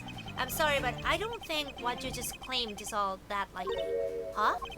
I don't think Mr. Decon would have ever been capable of killing you. But why? We were total strangers! It's not uncommon for people to kill each other over money. Miss Popes, you really are clueless, aren't you? What do you mean? You never knew what your role in the kidnapping was, nor do you know who you really are. But I do, and I can show you with this piece of evidence. This proves that Mr. Decon wouldn't have been able to bring himself to kill Miss Popes. Take that! Why are you showing this to me?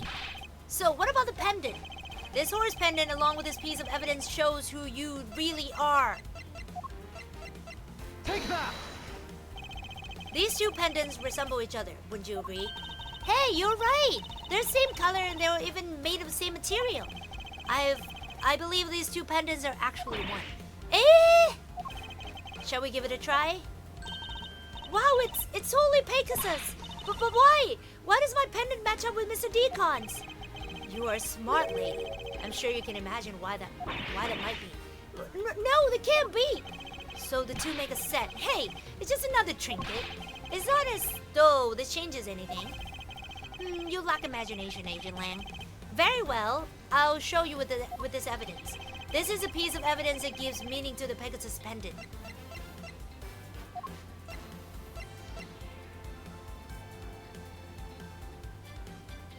Take that! Oliver Decon was just an alias for this man. His real name was Colin Deveray. The name that is etched on the horse pendant. What? An alias? I suppose he had to hide the fact that he was a Phaelon. A Phaelon. Somehow in order to live. And it makes sense given what is written in Mr. Deveray's dossier. But what I really wanted to point out was this. This specific section that reveals the true meaning behind these pendants. So daughter. Take that! I'd like you to take a look at around this area. What? No? Long just said the timid never reach a land of truth. You will have to be more specific than that if you want to convince me. What?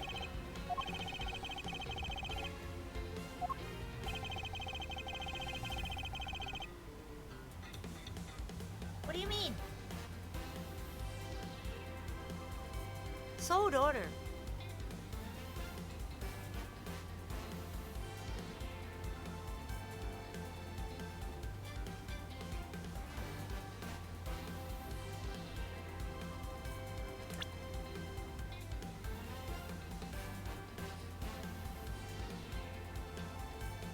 The true meaning behind those pendants.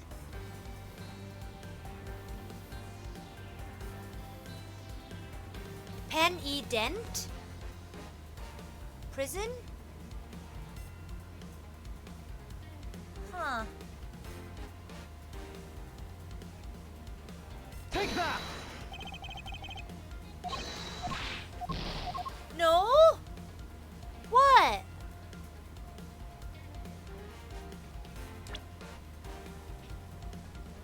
What is it? The specific section is what reveals the true meaning behind those pendants.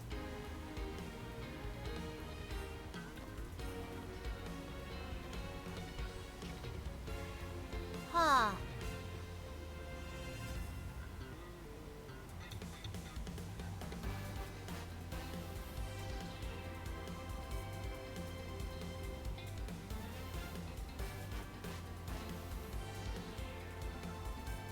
Or maybe I got...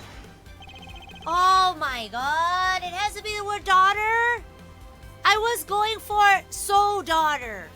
Are you really... Mr. Deveray had one daughter, and her name is Lauren Popes. That's a lie! That person was not my father. He couldn't have come out and tell you he was your father because he was in hiding. However, I believe he's trying to secretly watch over you.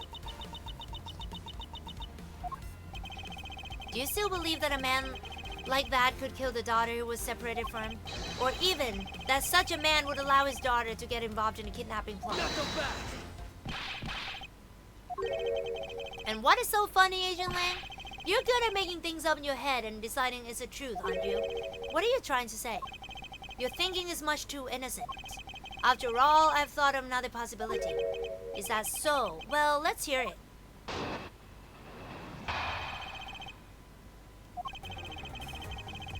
I'll grant you that the two of them are father and daughter, but isn't it possible that they both knew that fact? It was no coincidence that the reunited pair became involved in the house of Amano, and the two of them made good use of their meetings to plan this little kidnapping. Wouldn't you say my scenario is perfectly probable as well? So this is his version of how things might have been. You don't have any proof that either one didn't know of that true relationship, right? You mean they knowingly committed the kidnapping as father and daughter? That's right, as one really rotten family. Is that really what happened? I had better take a long, hard look at the evidence.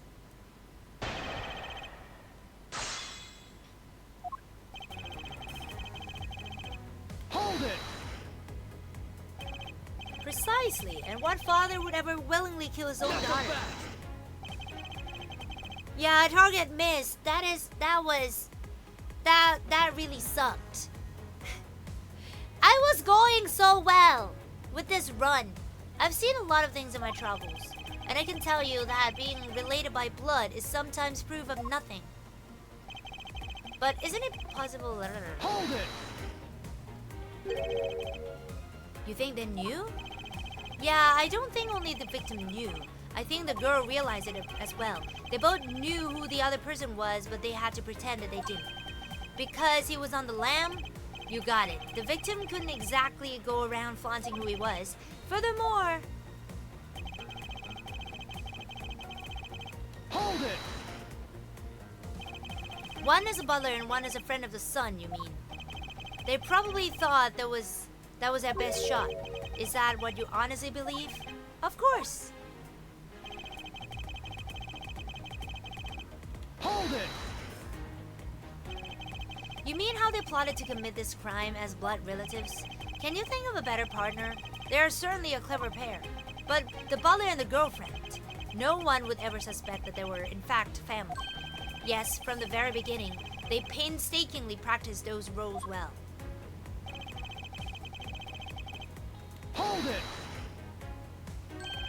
I believe you're being a bit too overconfident for someone with no evidence.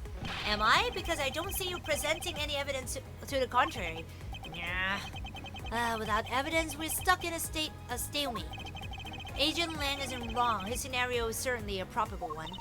You'd better hurry up and do something or Lauren's gonna wind up looking really bad. I know, but first thing first, is Agent Lang's line of logic factually correct? Did the two of them really knowingly commit the crime as father and daughter?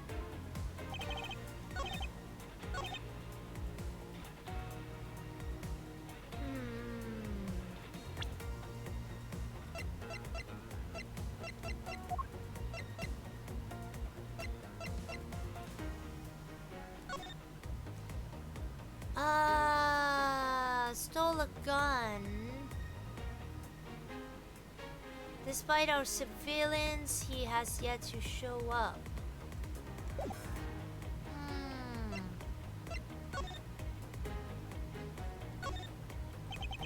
Lauren D is engraved into this pendant. I see that they wrote out her first name, but why just a D? Maybe as a result of poor planning?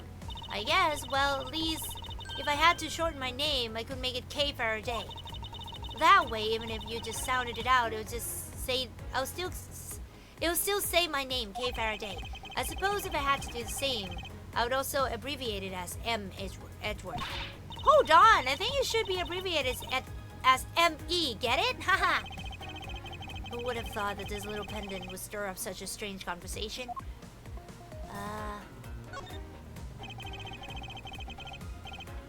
It's a pendant in the shape of a pair of wings. It has a rather nice aesthetic to it. Hey, nice to see that even you can appreciate its beauty. Things made of platinum silver tend to have a nice feeling about them, you know? I was only talking about its shape, Kate. Oh, is that what you were talking about? But you know, if we're talking about wing shapes, I think the brooch on my scarf is way cooler. But that's not made of platinum silver, is it? It's handmade, okay? So I'm sorry, that is not made of expensive stuff. She made that by herself? It's incredibly well crafted.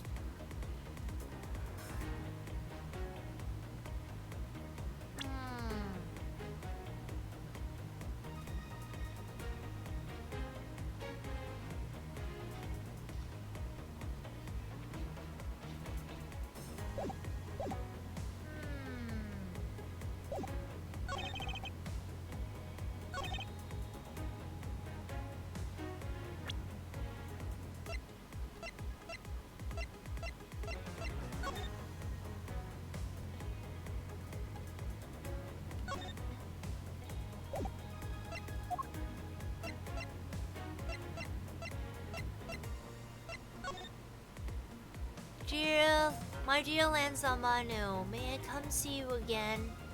Your beloved Viola.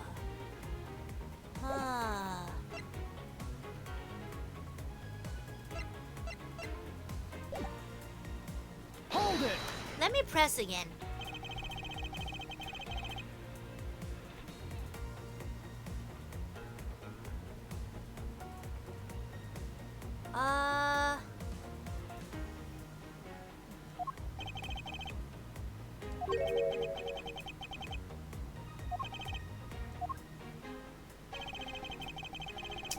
I feel like it was one just now.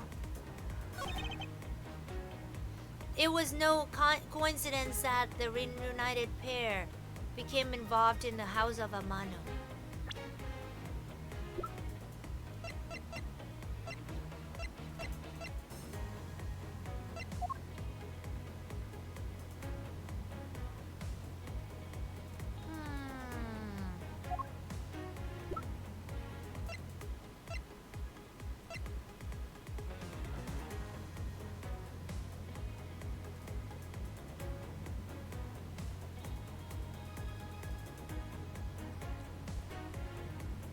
Reunited pair became involved in the house of Amon. Who is Viola?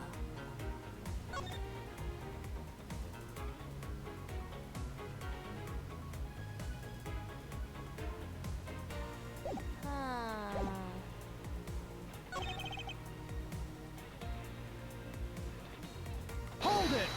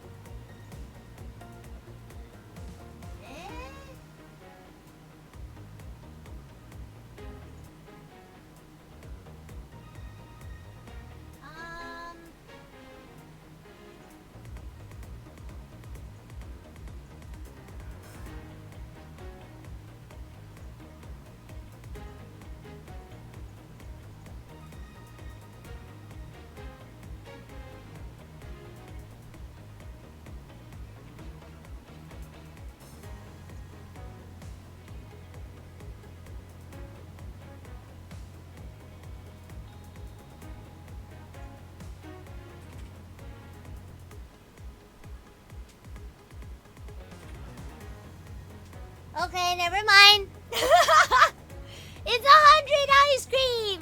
Thank you so much for the bid. Thank you. Thank you so much. Thank you, thank you. One ice cream per bid. Yeah, it is one ice cream per bid. That's what I did. But I didn't think a lot of people would do it, so... But thank you so much. Thank you. Yeah, it is a machine gun. Thank you. Okay, let's see. I don't think only the victim knew.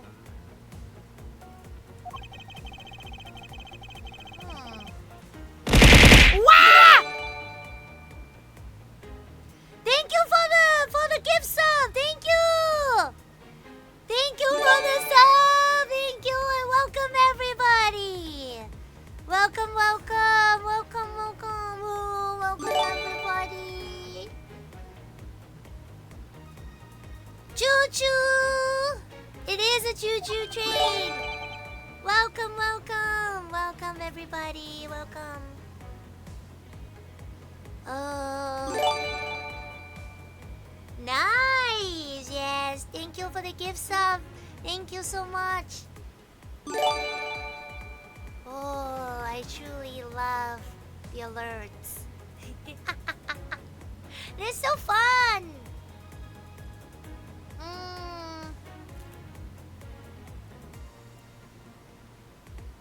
Because he was on the lamb?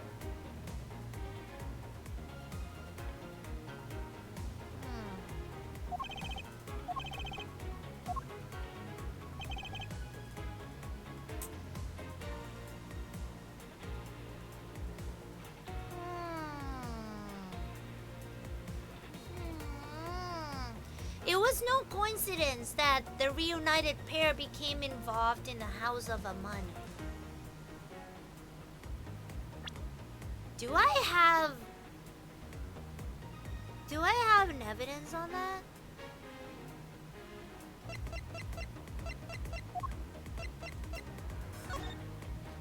Whereabouts unknown after his escape from Pen Eden prison. Stole a gun from a guard during his escape.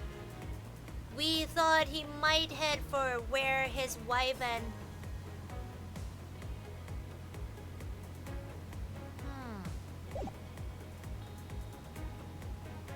Objection!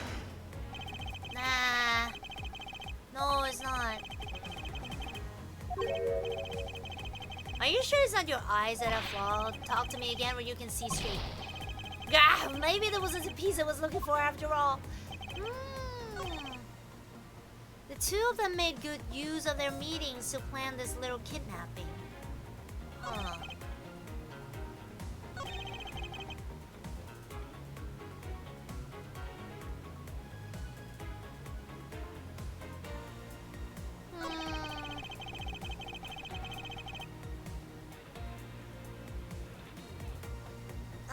It was no coincidence that the reunited pair become...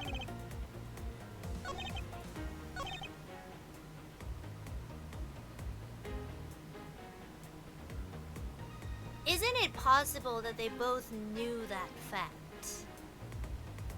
Hold it! Well, this one is hard.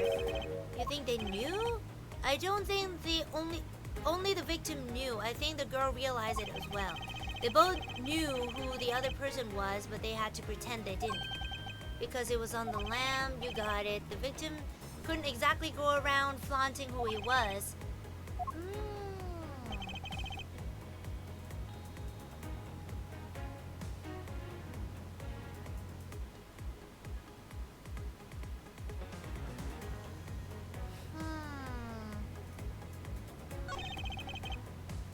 Hold it!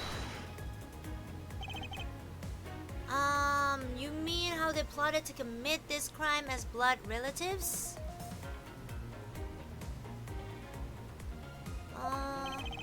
Can you think of a better partner? You are certainly a clever pair.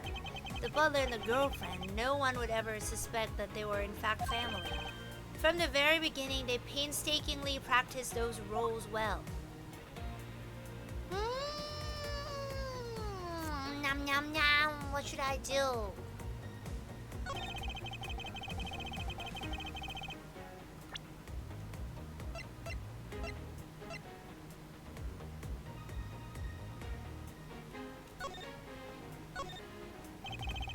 is the victim's pendant, which is shaped like a horse. It's got a real dignified look on his face that makes it worth all the more. Oh no, Mr. Edgeworth! What? Did you find an important piece of evidence? This is made of platinum silver that makes this thing super valuable. I've seen this type of jewelry at a lot of stores before, so I know it when I see it.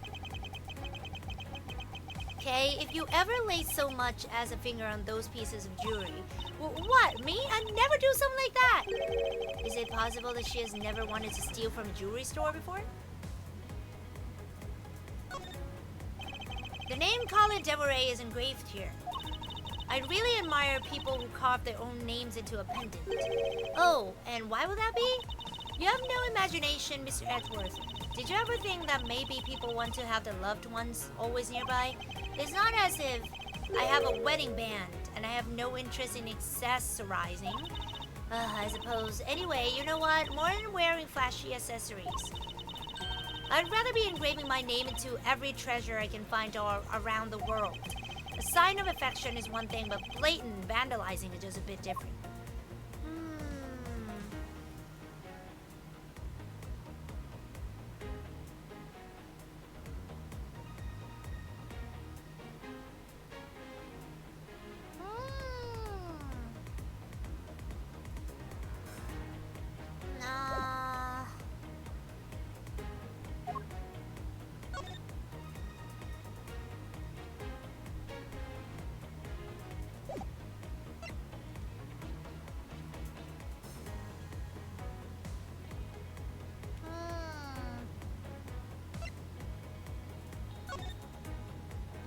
Tender Lender Loan Company. My dear Lanzamano, may I come see you again?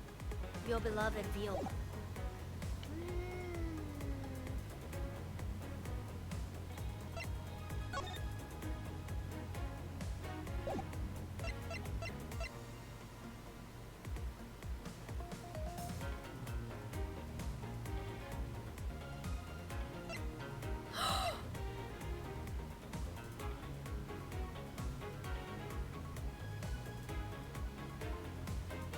Wait a minute. Is it a misunderstanding?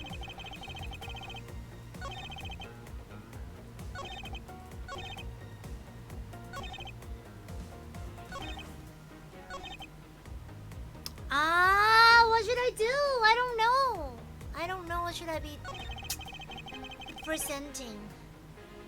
Isn't it possible they knew that fact? Do I have to...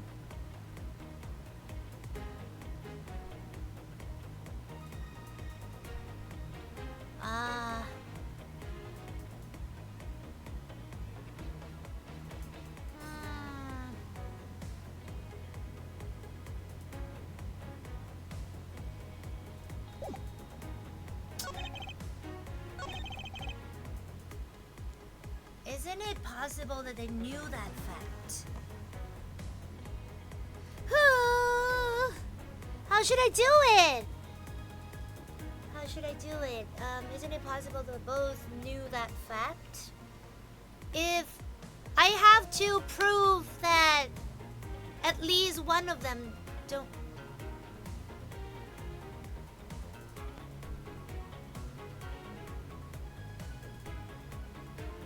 Is it a blank? Is it a fake gun?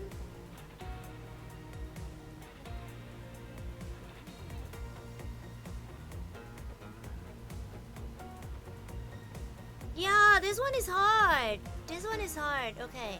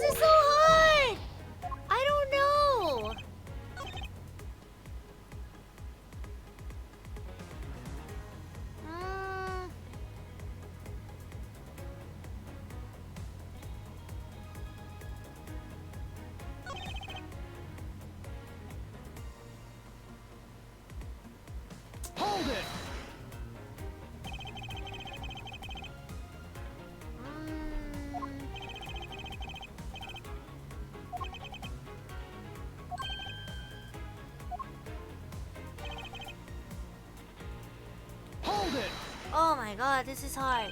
I believe you're being a bit too overcooked on someone with no evidence.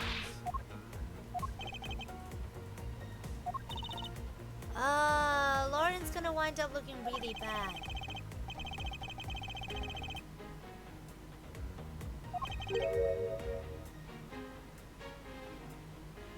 Knowingly commit the crime as father and daughter.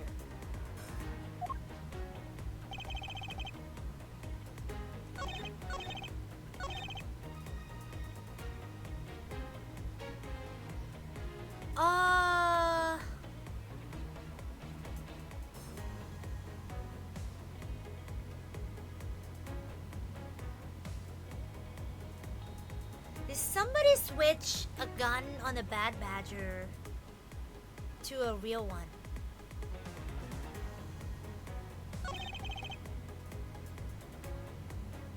I'm gonna die. I'm just gonna die.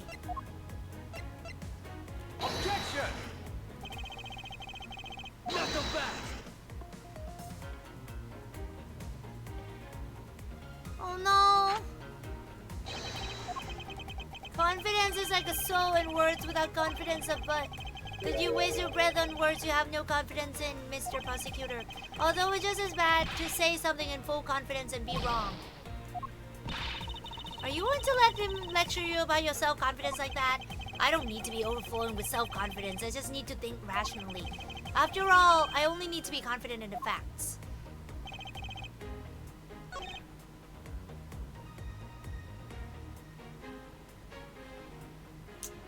I have no idea. Yeah, prove that they do not know each other. Yeah, it has to be a proof that they don't know each other.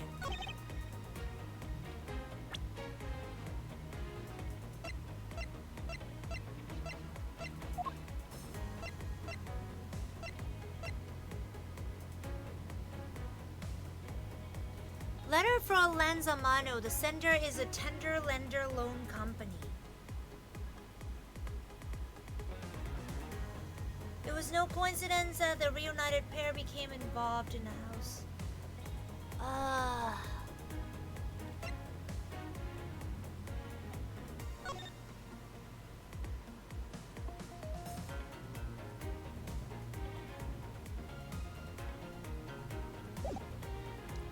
Did we present this one? Objection!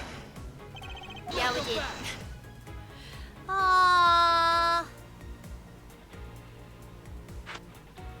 This is hard! We're gonna die!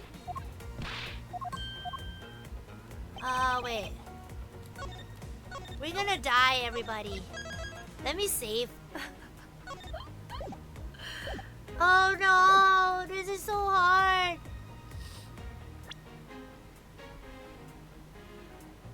How can I prove that they do not know each other?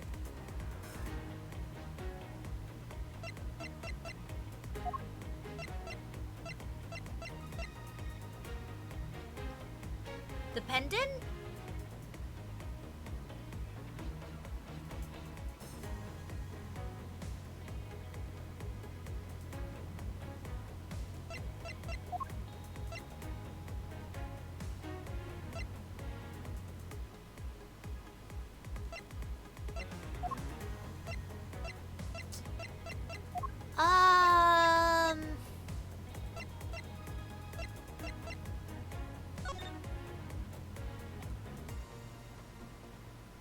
Because it says Colin Devoray.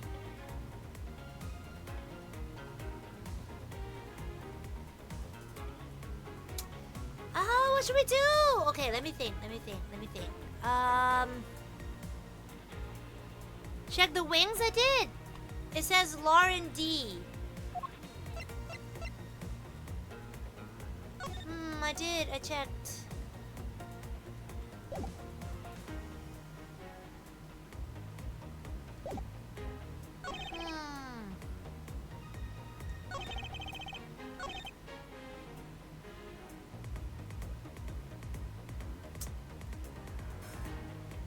Is it possible that they knew that fact?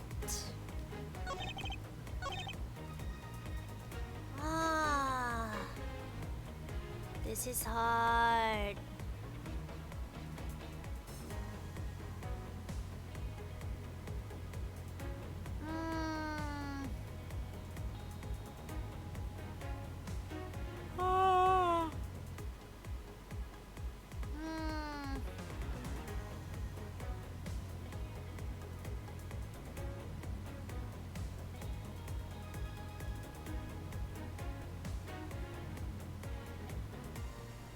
What should I do?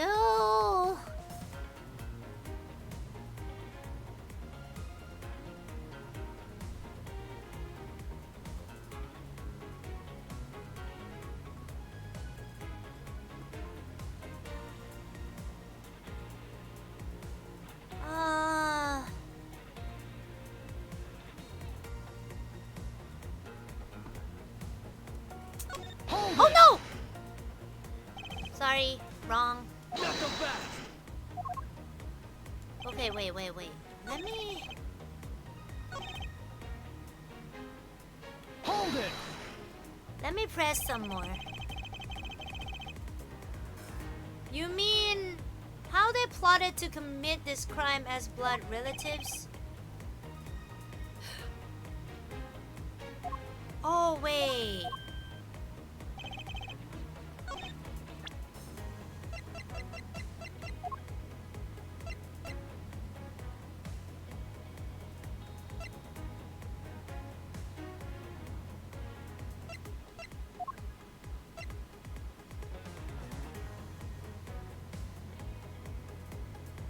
We found out that we have 3 kidnappers.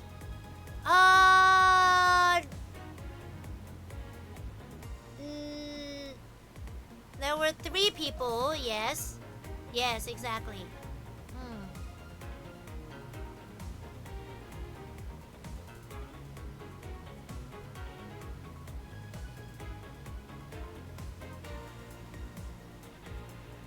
I do think Lance Amano is the one who planned this kidnap. But, these 2 are just in it, you know? But I have no idea what to do.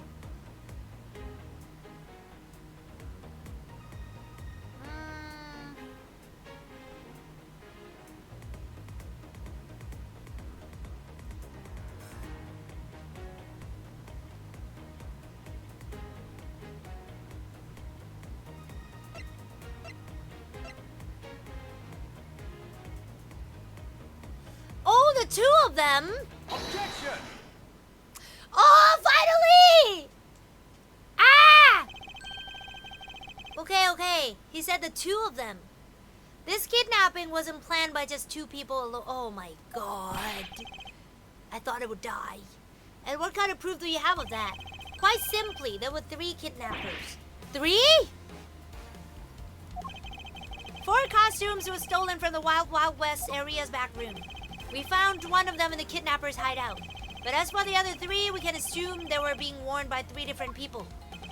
We also found a set of 3 cups and 3 folding chairs that were used in a hideout. It all clearly points to a 3-man group. And I believe this 3rd person is a real mastermind behind the kidnapping. Who? Who is this mastermind? I present to you the brains behind the kidnapping. I'm sure it's Lance. Ha ha ha ha ha ha ha ha. Lance of Manu?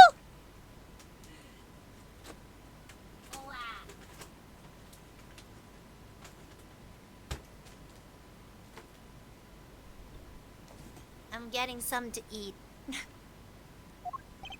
Yes, this abduction was, in fact, schemed up by Lance himself.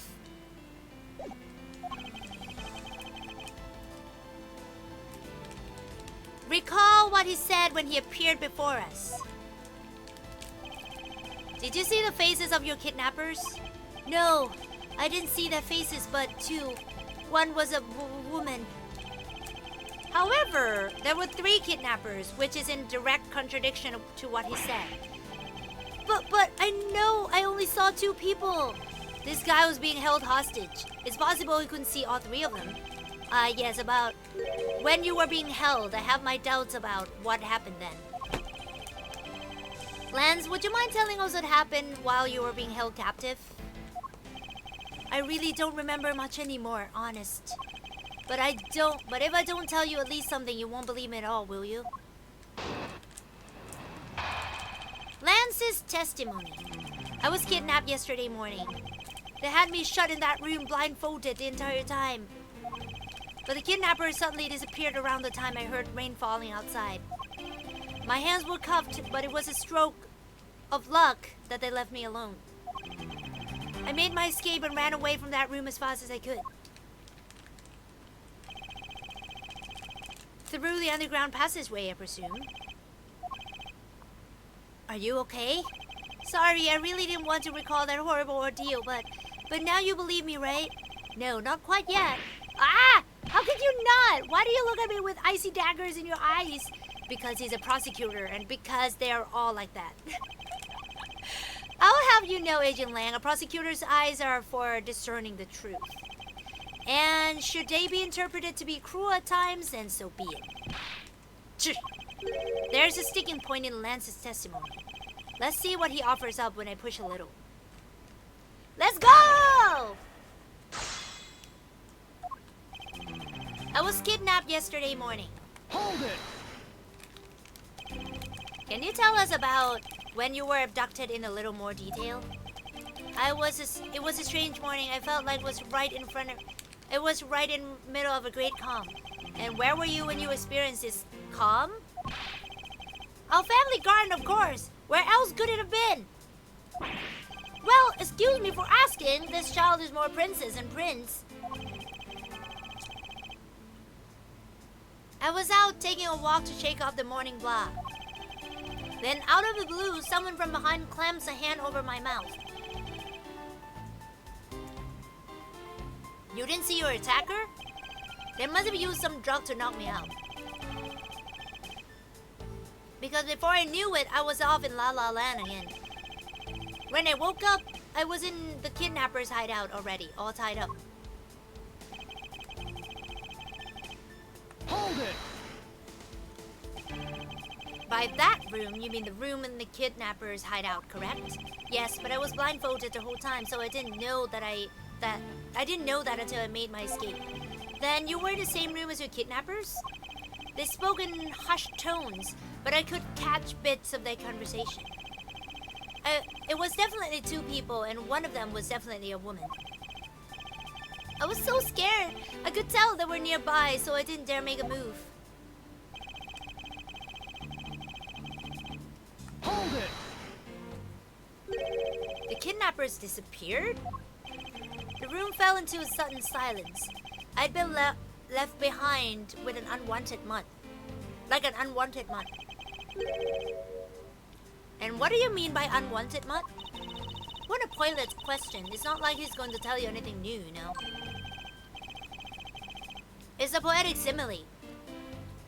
You should learn how to use them too. You may look refined on the outside. Oh my god, the wind! But it's no good if you are not refined on the inside as well. Hold it! Then those cuffs on your wrist, I suppose you are still cuffed in that case. I'm well aware of how I'm chained to reality. I couldn't find the key, so I'm afraid I'm stuck like this. Even though I escaped from that jail cell, I will forever be a prisoner. Hold it! How'd you manage to escape? I wanted to just get out of there, but the door leading outside was locked. Which is why I had to use the underground passageway to make my escape. I remember our escape to be equally as hard.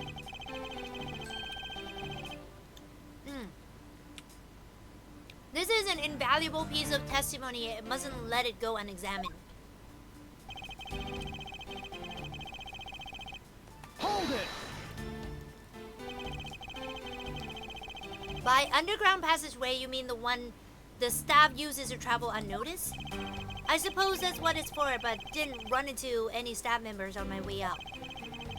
And once I was up top, I was busy trying to find a member of the police. And that is when you found us congregated at the stadium, I suppose. Let me ask you then, how did you get a hold of the key to the underground door? That was easy. It was hanging right there in the room on the wall.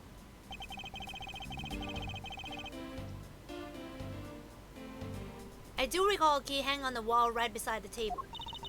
Boy, does that bring back memories of our situation and how we made our escape. Indeed, and although the door in the floor of our room led to an underground room, The door in the floor of the room next door had a secret passageway. A secret passageway under a theme park. Ooh, that just sounds like so much fun. I wonder, is there something off about the way Lance made his escape? Yep, because the door wasn't locked, that's why.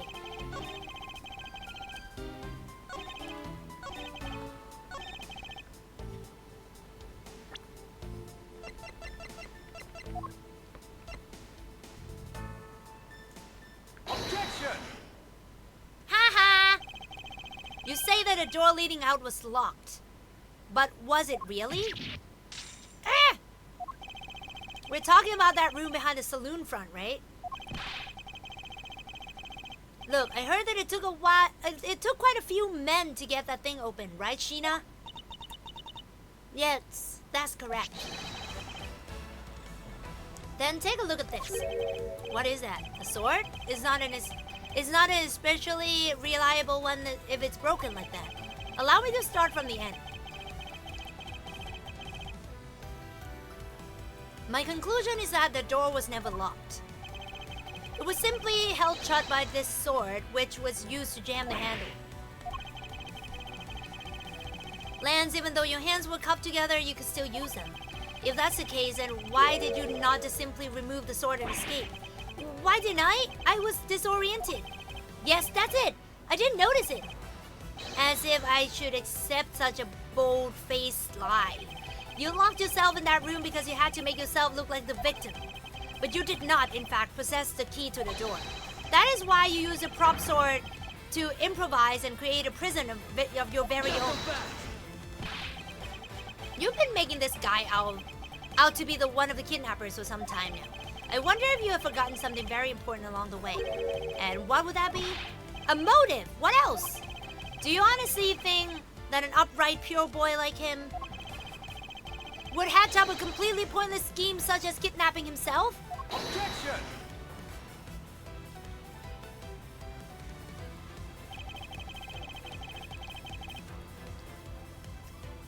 This proves that Lance did indeed have a motive to commit his crime. Yes, because you had a loan. To put it simply, Lance has a very, very urgent need for money. This is hardly your typical love letter. It is, in fact, a collections bill. It appears our upstanding boy has accumulated quite a debt. Isn't that right, Lance? Wow! Looks like it's hard being the son of a rich man, too. It must be rough when you have to resort to stealing from your own old man, huh? All right, I give up. I abducted myself. Lance! The wind. Lunchtime, have you ordered your food yet? I did. I have. I ordered one. I'm going to eat after this. It's over, Loli. In this life, we really are bound to our fates after all. All I wanted was to go with you to a new town, somewhere where no one would know us. I wanted us to be well off with that 1 million, but now that dream is over. Oh, Lance! Then you're giving yourself up? Yes, I had planned to run away from this world with my lolly. Oliver even helped us with a plan, but then he had to go and stab us in the back. He turned on you? Maybe he didn't want to split the ransom money, that's my guess. It happened almost right after you made the drop-off. When we were alone, he attacked me all of a sudden. After a brief struggle, I was able to contain him and keep him under control. We left him inside that room as Loli and I made our escape. We wore different costumes and split up. Lolly left first in the Blue Badger costume. That would mean the person Officer Meekin saw was Miss Phelps. But right then, the old man just had to wake up. I was careless and he tackled me pretty hard from behind. Then Oliver put on a Bad Badger costume, took the suitcase with $1 million and ran. I contacted Lolly right away and warned her that he had a gun. They had no idea that they were related, so I thought that it could only end badly. I still don't believe it. That person was not my father. Because if he was, I just killed my own father. Lolly, then it really was you? Oh my god. Testimony after testimony. That man was not my father. I mean, because at the stadium, there was a bad badger pulling the suitcase with a 1 million in it. But that badger pointed his gun at me, aiming to shoot me dead.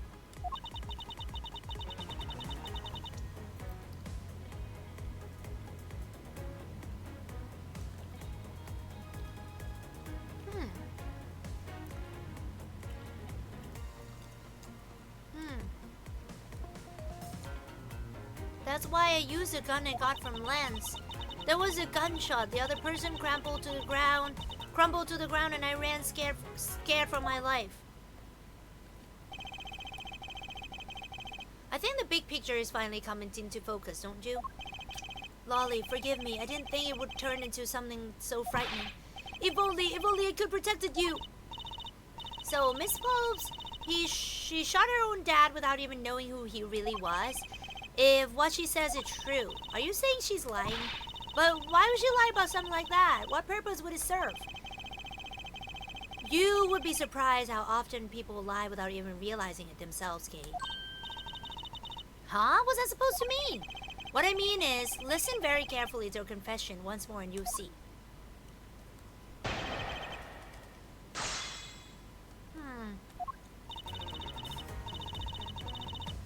Hold it! Please calm down and let's slowly talk through this. But all you have to do is simply tell us what happened at the stadium. Leave it to us to search out the truth. Can you do that for me? Alright, so at the stadium... Hold it! That was a ransom money, wasn't it? Yes, that's how I was able to identify Mr. Deacon almost immediately. It was all thanks to what Lance told me. And what did he tell you? Well, he called me on my cell phone and told me that Mr. Deacon had betrayed us and had run off with the ransom money. And about how he had a gun. Hold it! I'm eating, yeah. Some snacks.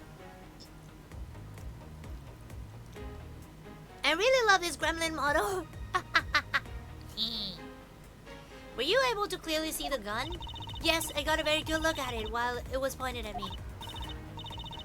Oh, Father, why would you try to shoot me? Do you really think a father would shoot his own daughter, Miss Edgeworth? I don't know. I don't want to believe it myself. But it's true, my father's left arm was raised with a gun in it. Pointed straight at me. I'm about to die, I thought. Miss Popes! Please calm down and take a deep breath. And then, would you allow me to please hear that last statement one more time? Yes, of course. But that badger pointed the gun in his left hand at me, aiming to shoot me dead. Hold it! And you felt that your life was in danger, correct?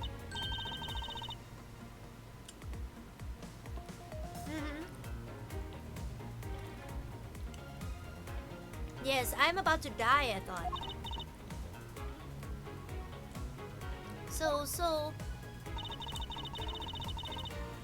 So that's why I used a gun I got from Lance. Hold it!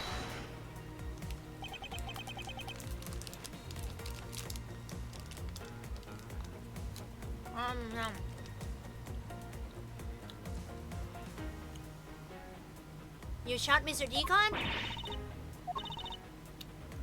Miss Popes?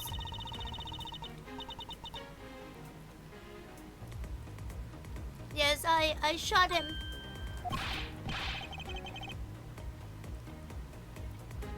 And that, as they say, is that. Agent Lang, Miss Popes is far from done. She hasn't even finished her testimony yet. You're going to continue questioning her? What a waste of time. Miss Popes, if you please. All right?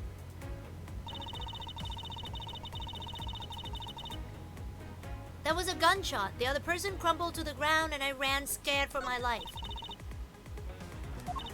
Poor Miss Popes. What will become of her, Mr. Edgeworth? She seemed to be telling the truth regarding what happened at the stadium. However, I don't believe it to be absolutely correct. Listen very carefully to her confession once more and you'll see. I think I can picture it. I think the real culprit is Lance. He shot him from down below, from the underground, probably. And...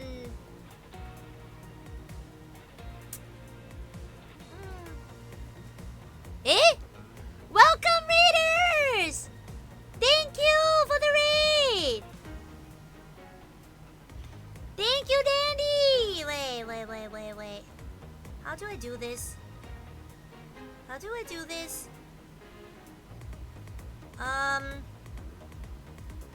Let me give you a shout out. Dandelion. Dandelion Days VT. Okay.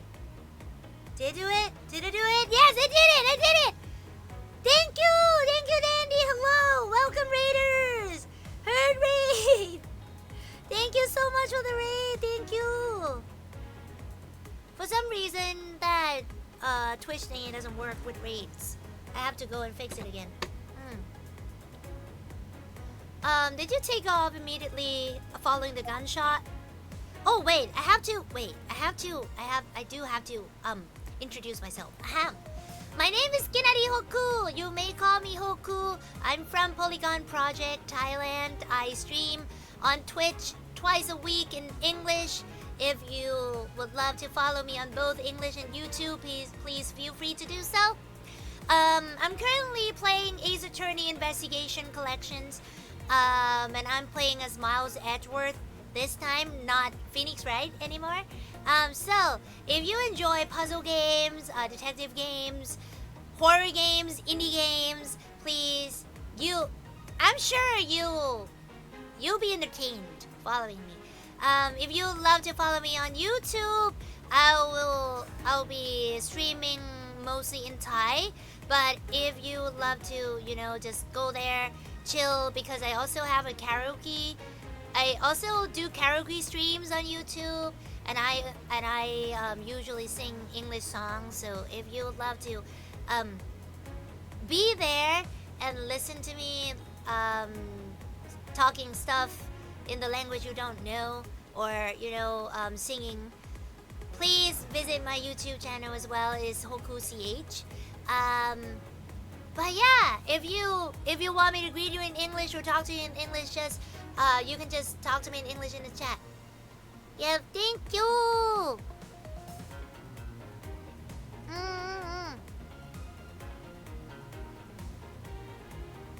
Time zones make it rough to be here all the time, though. Yeah, exactly. We played as Attorney as well, but Phoenix Wright. I see, from horse detective to an owl. I see. Ace Attorney, this one is fun. This one is fun too. It just it's been remade, I think. So it's very reassuring to see that Ace Attorney is good enough to be worthy of remaking, because I've been a fan of Ace Attorney for my whole life, and I enjoy every single moment of it. But yeah, thank you so much for the raid, and thank you for the follow as well. Thank you. And you didn't attempt to approach the victim at all after he was shot? I was scared. I don't blame you. I would have done this exact same thing. Poor Miss Pop.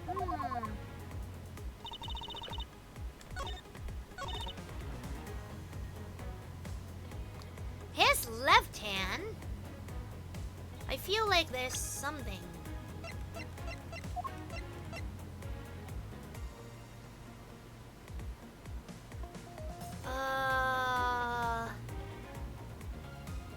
Was ripped from the Bad Badger costume, is capable of firing planes. But the gun is on the gun is on the right hand though. Yeah, the gun is on the right hand.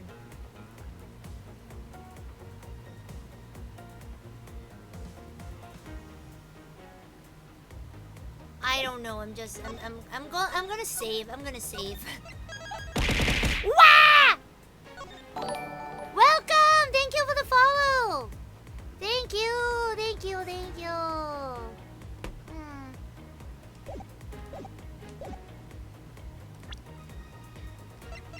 Objection! Oh my god, this is so hard.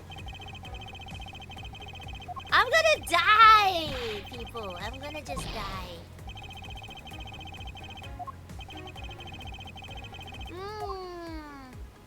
What does it have to be?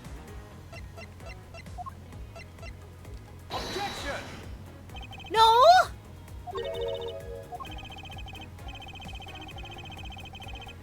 Is that the right piece of evidence? Ah! I only have 2 more chances! How? That badger pointed a gun in his left hand at me, aiming to shoot me dead.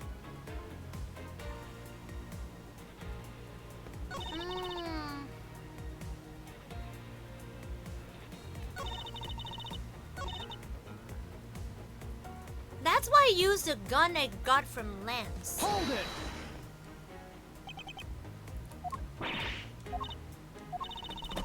But the gun...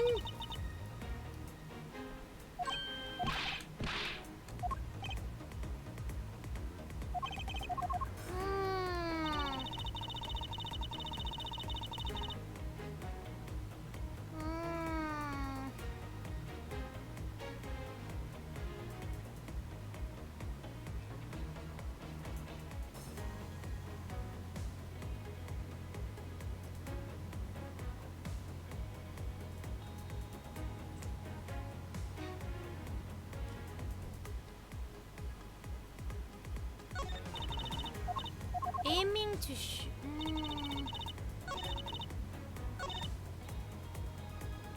That badger pointed a gun in his left hand at me, aiming to shoot me dead. I feel like this is the one we have to... Hey! Thank you! Thank you for the gift sub! Thank you so much! Thank you for the gift sub. I'm so very happy.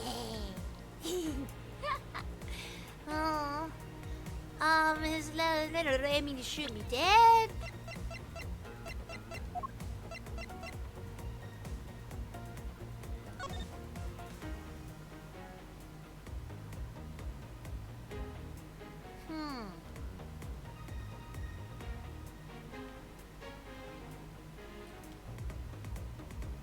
I don't know, man.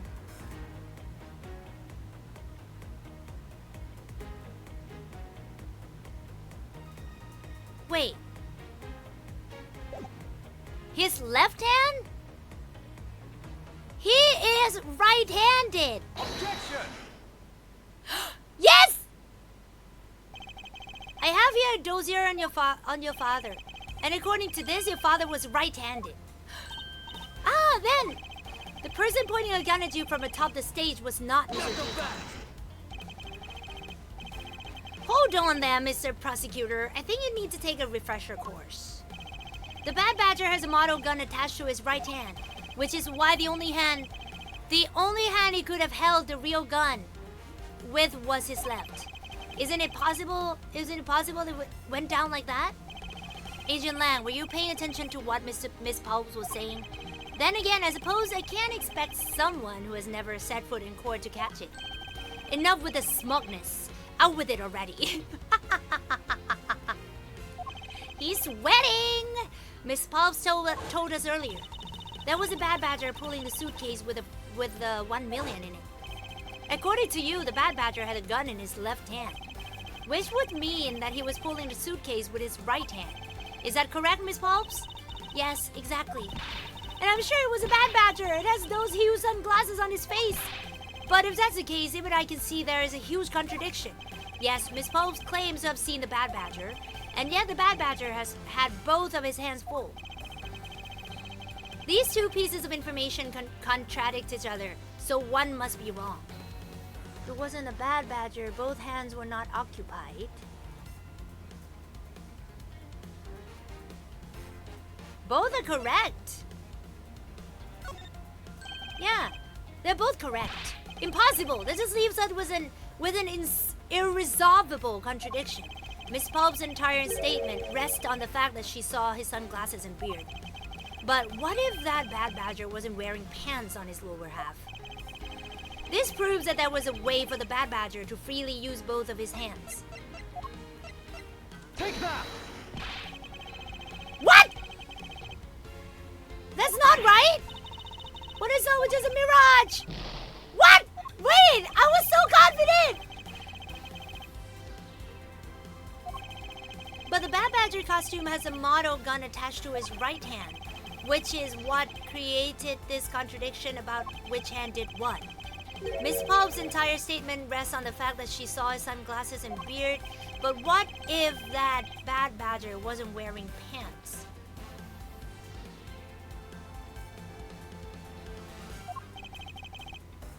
This proves that there was a way for the Bad Badger to freely use both of his hands.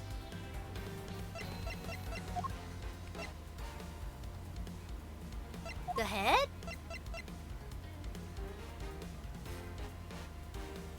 Oh no, shit.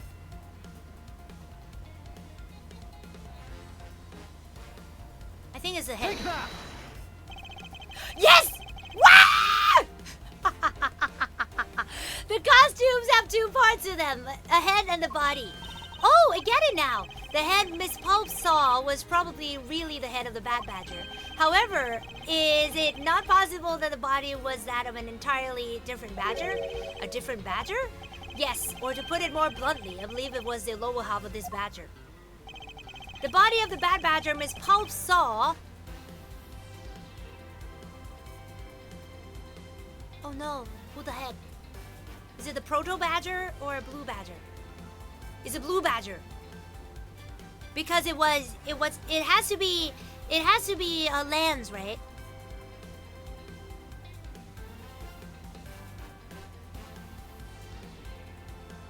Or is it Proto Badger? What was that? Oh no. Oh no! I'm gonna die! Am I right? What the heck is it? It's a Proto Badger. Yes, and it's a simple matter of process of elimination. Miss Pulse was wearing the Blue Badger. Oh, okay, the Blue Badger's got... Okay, I thought... Okay.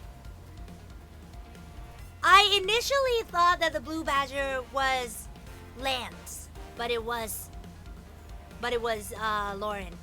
Was wearing Blue Badger's costume, so we can eliminate that one. And the Pink Badger is of the wrong color, which would have been incredibly obvious. All that is left is a Proto Badger costume. Miss Pulps, who was the one who wore the Proto Badger costume? That would be Lance.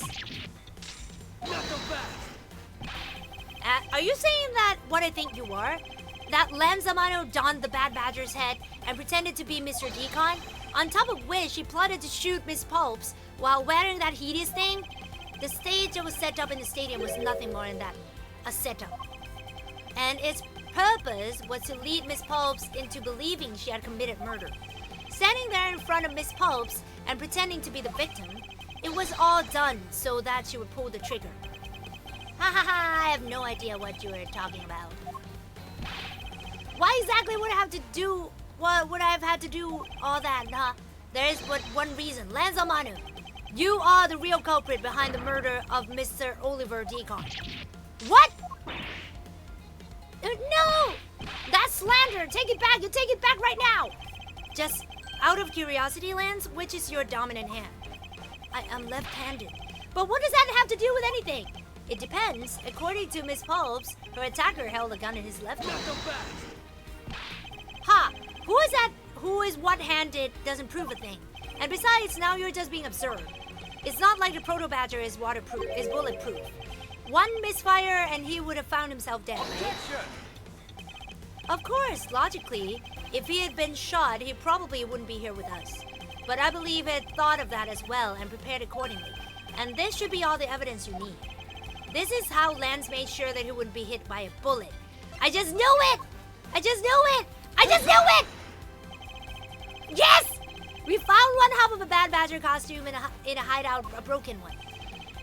It was not the same one that the victim was wearing, plus it was missing something. And that something is a motto gun that the Bad Badger carries, which can fire blanks. What? Miss Pulps, where is the gun you use now? I threw it away into the sea. That makes it a bit tough to verify what it was. Although, I believe that we can safely assume that it was a moto gun. Not so fast. I've heard enough. All you've been spouting so far is pure conjecture. I admit that as long as the moto gun is lost to us, I can't prove I'm right. However, I can say that the probability that I am right is very high. Okay, let's pretend that you're right, and that the murder at the stadium was a fabrication. In that case, where do you think the murder really took place, Mr. Prosecutor? I don't know yet. Ha! I knew you were so full of it. However, I do believe that the murder took place during an earlier time frame. Please wait a second. It's simply not possible. Because I saw Mr. Decon after he was restrained by Lance. She saw the victim in state of being restrained?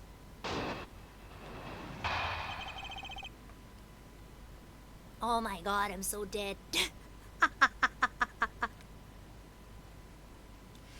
What Miss Pulps saw. I came back to the hideout long after the other two.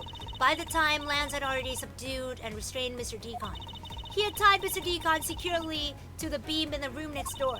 After that, the two of us put on our costumes and made our escape. What? That was me, right? So Mr. Decon must have escaped after the two of you left, right? We thought that it'd attract too much attention if we left together, so I left first. We planned to meet up again at the stage in the stadium. But then, as I was walking through the park, I got a call from Lance on my cell phone. Oliver managed to escape. It looked like he was waiting until I was alone. He also stole the gun from me at the time. And then the murder happened. Mr. Decon must have overheard their plan to meet up at the stage. Well, Mr. Prosecutor, Miss Pulps saw the victim with her own eyes, which means that the victim was still alive at that time, wouldn't you agree? Why does that sound wrong to me? There must be something amiss about this account. Let's see what happens when I examine it in more detail. Oh my god, I'm gonna die. I don't have any chance left. Hold it! When exactly did you arrive back at the hideout? It was after we had picked up the ransom money. And where were you up until the time you returned? I was scouting the park out and making preparations for our escape. I walked around in the various areas looking for the best route. So each of them had their own roles to play. After I was done, I went back to the hideout. By the time Lance and Anna subdued... Hold it! Was that me? How did Lance look at that time? He looked shocked. He also looked a little down when I saw the sadness in his eyes. Thank you, that's enough for now. And what of Mr. Decon? What was his situation like? Yet... Hold it! You are sure that it was Mr. Decon that you saw? Yes, I'm certain of what I saw. Did you go into the other room to check? Lance said that it was best if I didn't get too close to him. Lance, he's such a kind soul. Then, are you telling me that you did not confirm that it was Mr. Decon for yourself? I checked through the slit in the door that separates in the two rooms. He had a Bad Badger's head on, so I'm absolutely sure. That just had to be Mr. Decon. She saw a Bad Badger head? Hold it! So the tied-up Mr. Decon was still in his Badger costume. Yes, and it would appear that she misread the whole situation. What now? Should I raise an objection? Yeah, of course. The person you saw was not the victim. What? Why not? I will tell you why not. With this! This, Miss Pulps, shows us that the person you saw was not the victim. I can't save.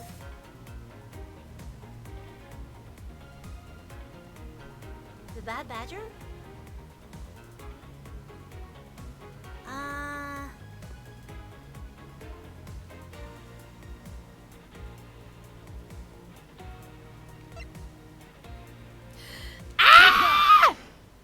Oh!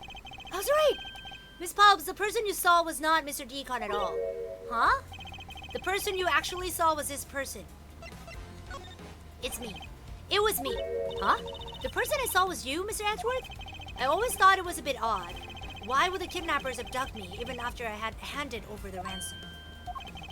It's not as though I saw the face of the kidnappers. If I were them, I would have just taken $1 million and ran. But in the end, there was a point to it all. It was to make me look like Mr. Decon. And if that was the reason for which I was abducted, then I believe we can assume that the victim was already dead at the time. Well, Lance, am I right? Yeah, that's... You showed Miss Pulps a person, namely me, with a Bad Badger's head on, and then made your costume escape together. Or so you pretended. Huh, what do you mean he pretended? Exactly that. I believe Lance watched you escape, and then doubled back to the hideout. Probably to come and remove the Bad Badger's head from my unconscious self. And to create his fake prison with a prop sword, and then escaped via the passage. Hold your tongue, boy. Don't get caught up in that tidal wave of words coming out of Mr. Prosecutor's mouth. Tidal wave? We've heard a lot come out from you, but I've yet to see a shred of evidence. The victim's betrayal and his subsequent detainment. All of that could have happened while you were out cold. That's right, you were out for quite a while, Mr. Prosecutor. Even if that were the case, Miss Pulps would have still seen me tied to that beam. I was scared of Mr. Decon, so I didn't go into the next room. So I really have no idea if you were in there or not, Mr. Edgeworth. You see, it would seem that you can prove a thing. Yeah. Who said that? Please wait. Mr. Amano. Ho ho ho, Miles, my boy. It looks like you are really giving it your all. And Lance is not good to cause trouble for others. The dad! Let's see, you're the one in charge of the investigation, correct? Yeah, that's right. I'm sorry, my son has been nothing but trouble. This probably won't make up for anything, but I have some evidence for you. Oh, to you now. Is that what I think it is? It's a Bad Badger costume the victim was wearing and a gun. I couldn't wait around for the police, so I went and found these myself. It appears that they were disposed of in the sea. Is there no one in this country who actually obeys the law? There. Now, Agent Lang, please calm down. What the heck is that scrap of paper? This appears to be a letter from the chief of police. Please allow Mr. Amano complete freedom to do as he sees fit, it says. What? The chief of police? What the?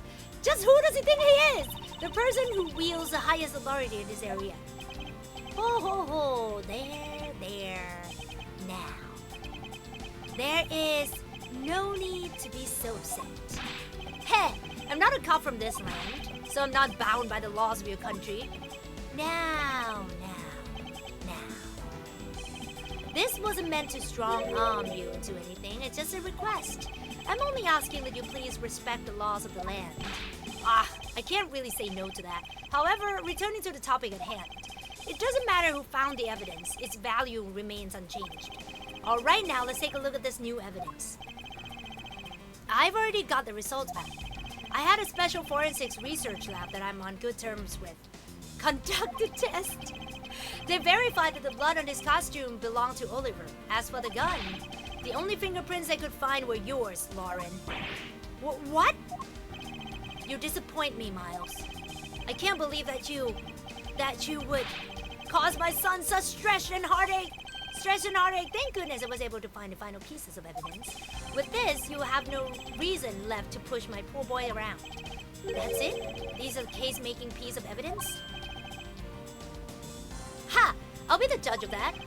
I won't... Okay, let's go. Let's see. This bullet hole. It looks kind of burnt around the edges. Wait, those burnt marks were left by the gunpowder. Yeah, that means he was shot, point blank, right? This is the most important fact. Why is that? Because it's a proof that the victim was shot at point blank range, yeah. Exactly.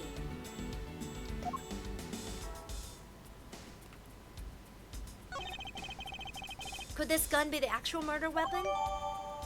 Used to kill Decon, was originally stolen from guard by victim during escape. What's this? It looks like there's something inside the costume head. Hey, this sparkle. I bet they're really valuable. Sorry, but they're just pieces of mirror. But why are they in there? Inside the victim's costume. Why were they in there in the first place?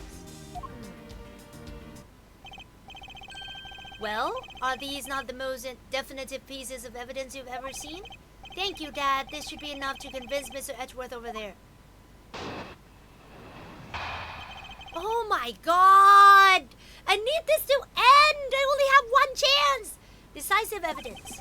Make no mistake, there are fingerprints on that murderous gun. And they prove that it was Lolly who killed Oliver. But Oliver was also after Lolly's life. So, Mr. Edgeworth, even you must see that Lolly was only acting in self-defense. Oh my god, are you freaking kidding me? The fingerprints on the weapon, huh? Oh no, this isn't helpful at all. Look, Mr. Edgeworth, all I want to do is save Lolly. But in the end, all I can do is watch on as she takes a punishment of her crime. That may be all you can do, however. I still have a case to solve and a job to do. The job of unraveling your insidious lie. You wound me. Why won't you believe me? You wound me, not wound. Sorry. You wound me. Why won't you believe me even in the face of all this evidence? Because I know that you're that one. Hold it! Those fingerprints, are you sure they belong to Miss Popes? There's no mistake about it.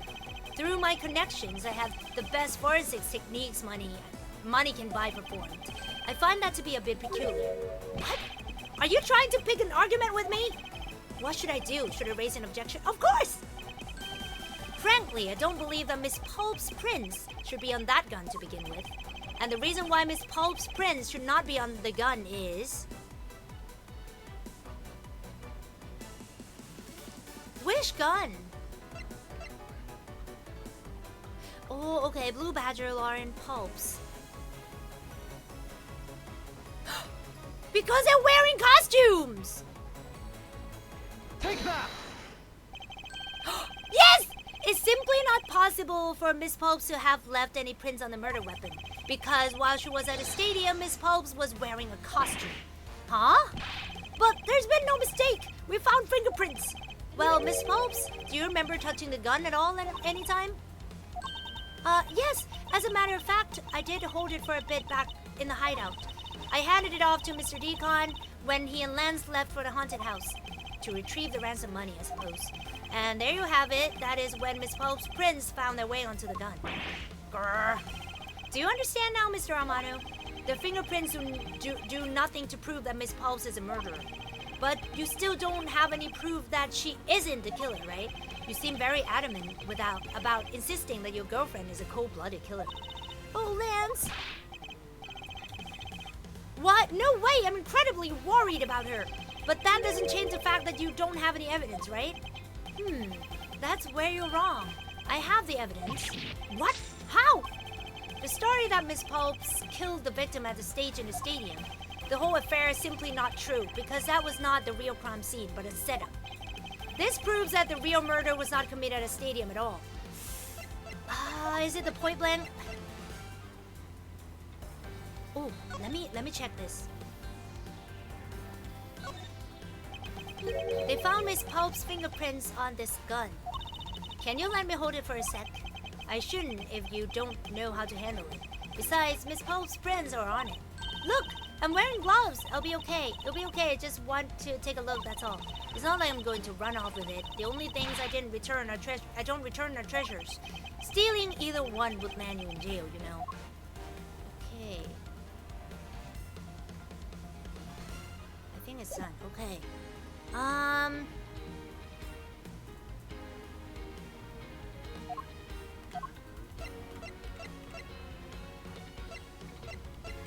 The point blank thing?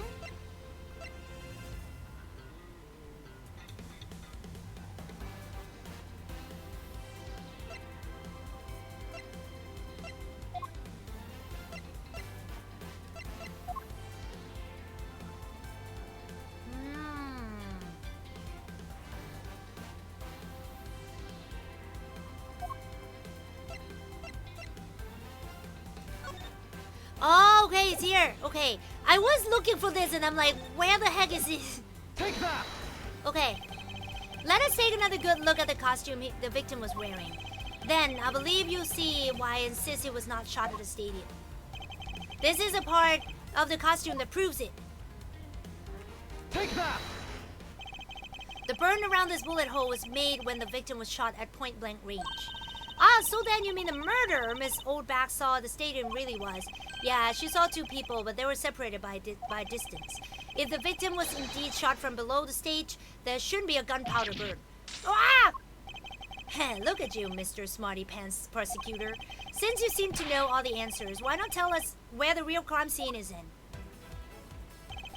I'm sure. I know where the crime scene is. Lance sent me up to look like Mr. Decon back at the hideout. If that's the case, then the murder must have happened prior to that. And the location where Lance and the victim were at just before I was in prison was... I've got it.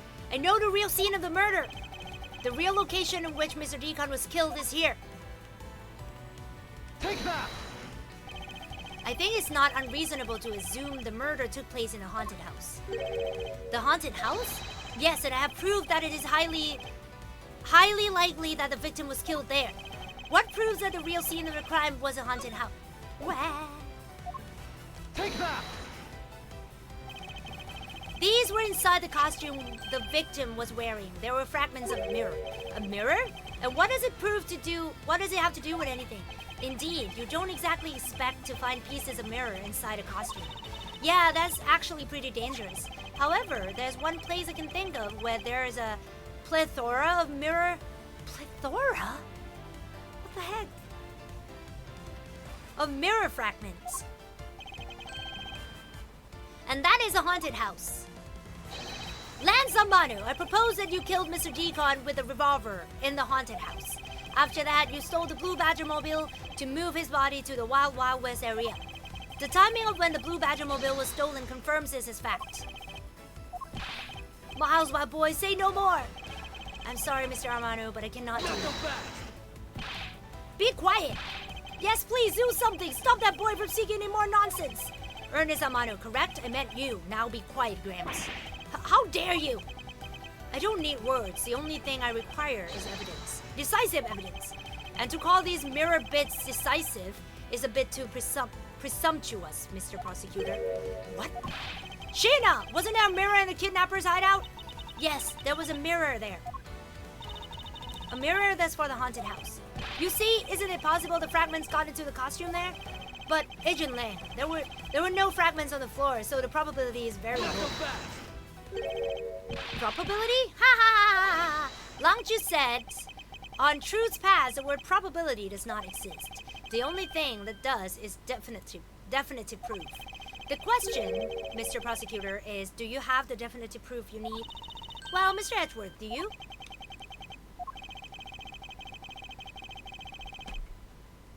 Do I have solid evidence that proves the murder took place at the haunted house? The answer is no. See? So since you don't have any, shut up. I don't have the evidence yet, but... I'm certain the murder occurred around the time I turned the ransom over. At that time, the only people at the haunted house besides myself were Lance and Mr. Decon.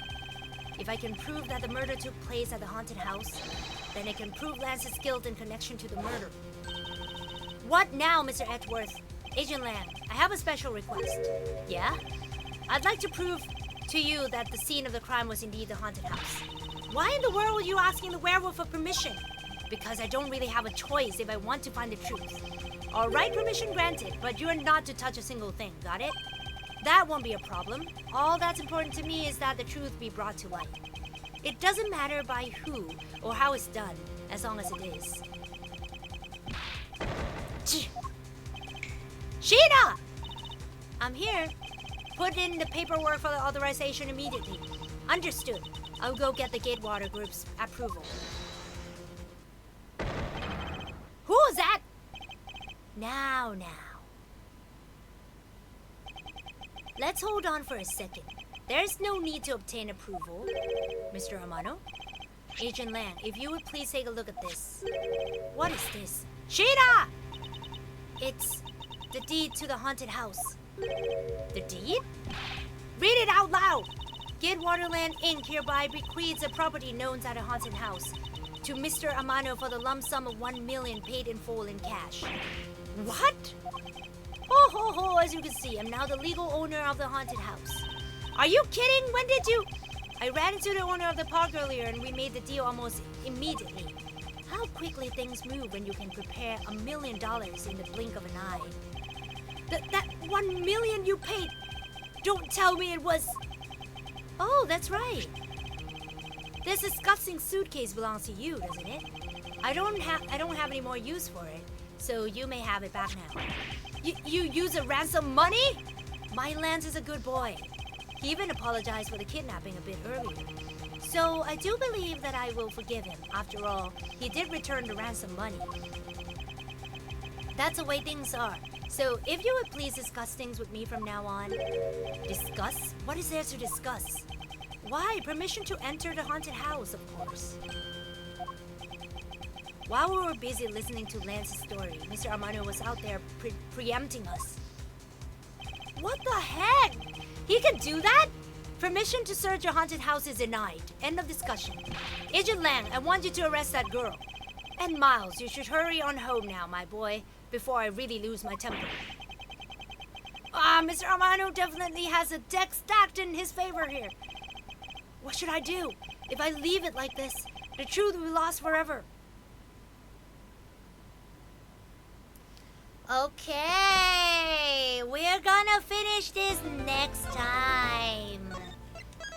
Oh my god, this is ridiculous. Like, for Dad to be able to go through and beyond for the son.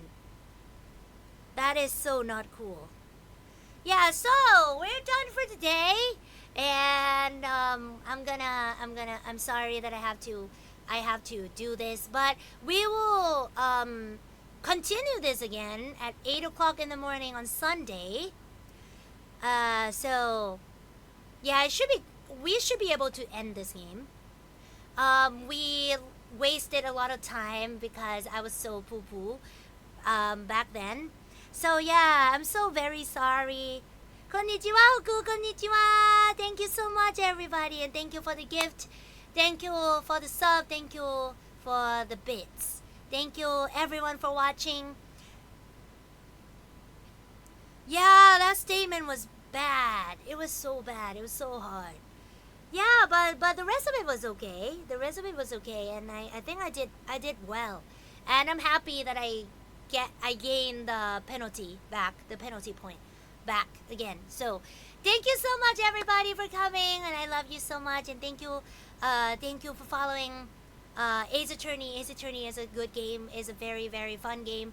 If you would love to try it for yourself, they have it on Steam, and if you have a PlayStation, I'm playing on my PlayStation right now. So, if you have it on your PlayStation, it's good too. Yeah, but it's good. Thank you so much, everybody, for coming. I'll see you tonight at Polygon Official's YouTube channel. I and all my friends will be streaming more about our 4th anniversary offline events. So yeah, please, I'll see you there at 8 p.m. GMT plus 7. So now it's time to eat. It's time to lunch. I'm going to rate someone. Let's see. Let's see who I should be rating.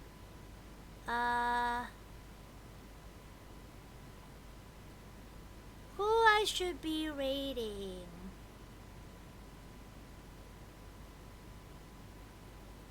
Ooh.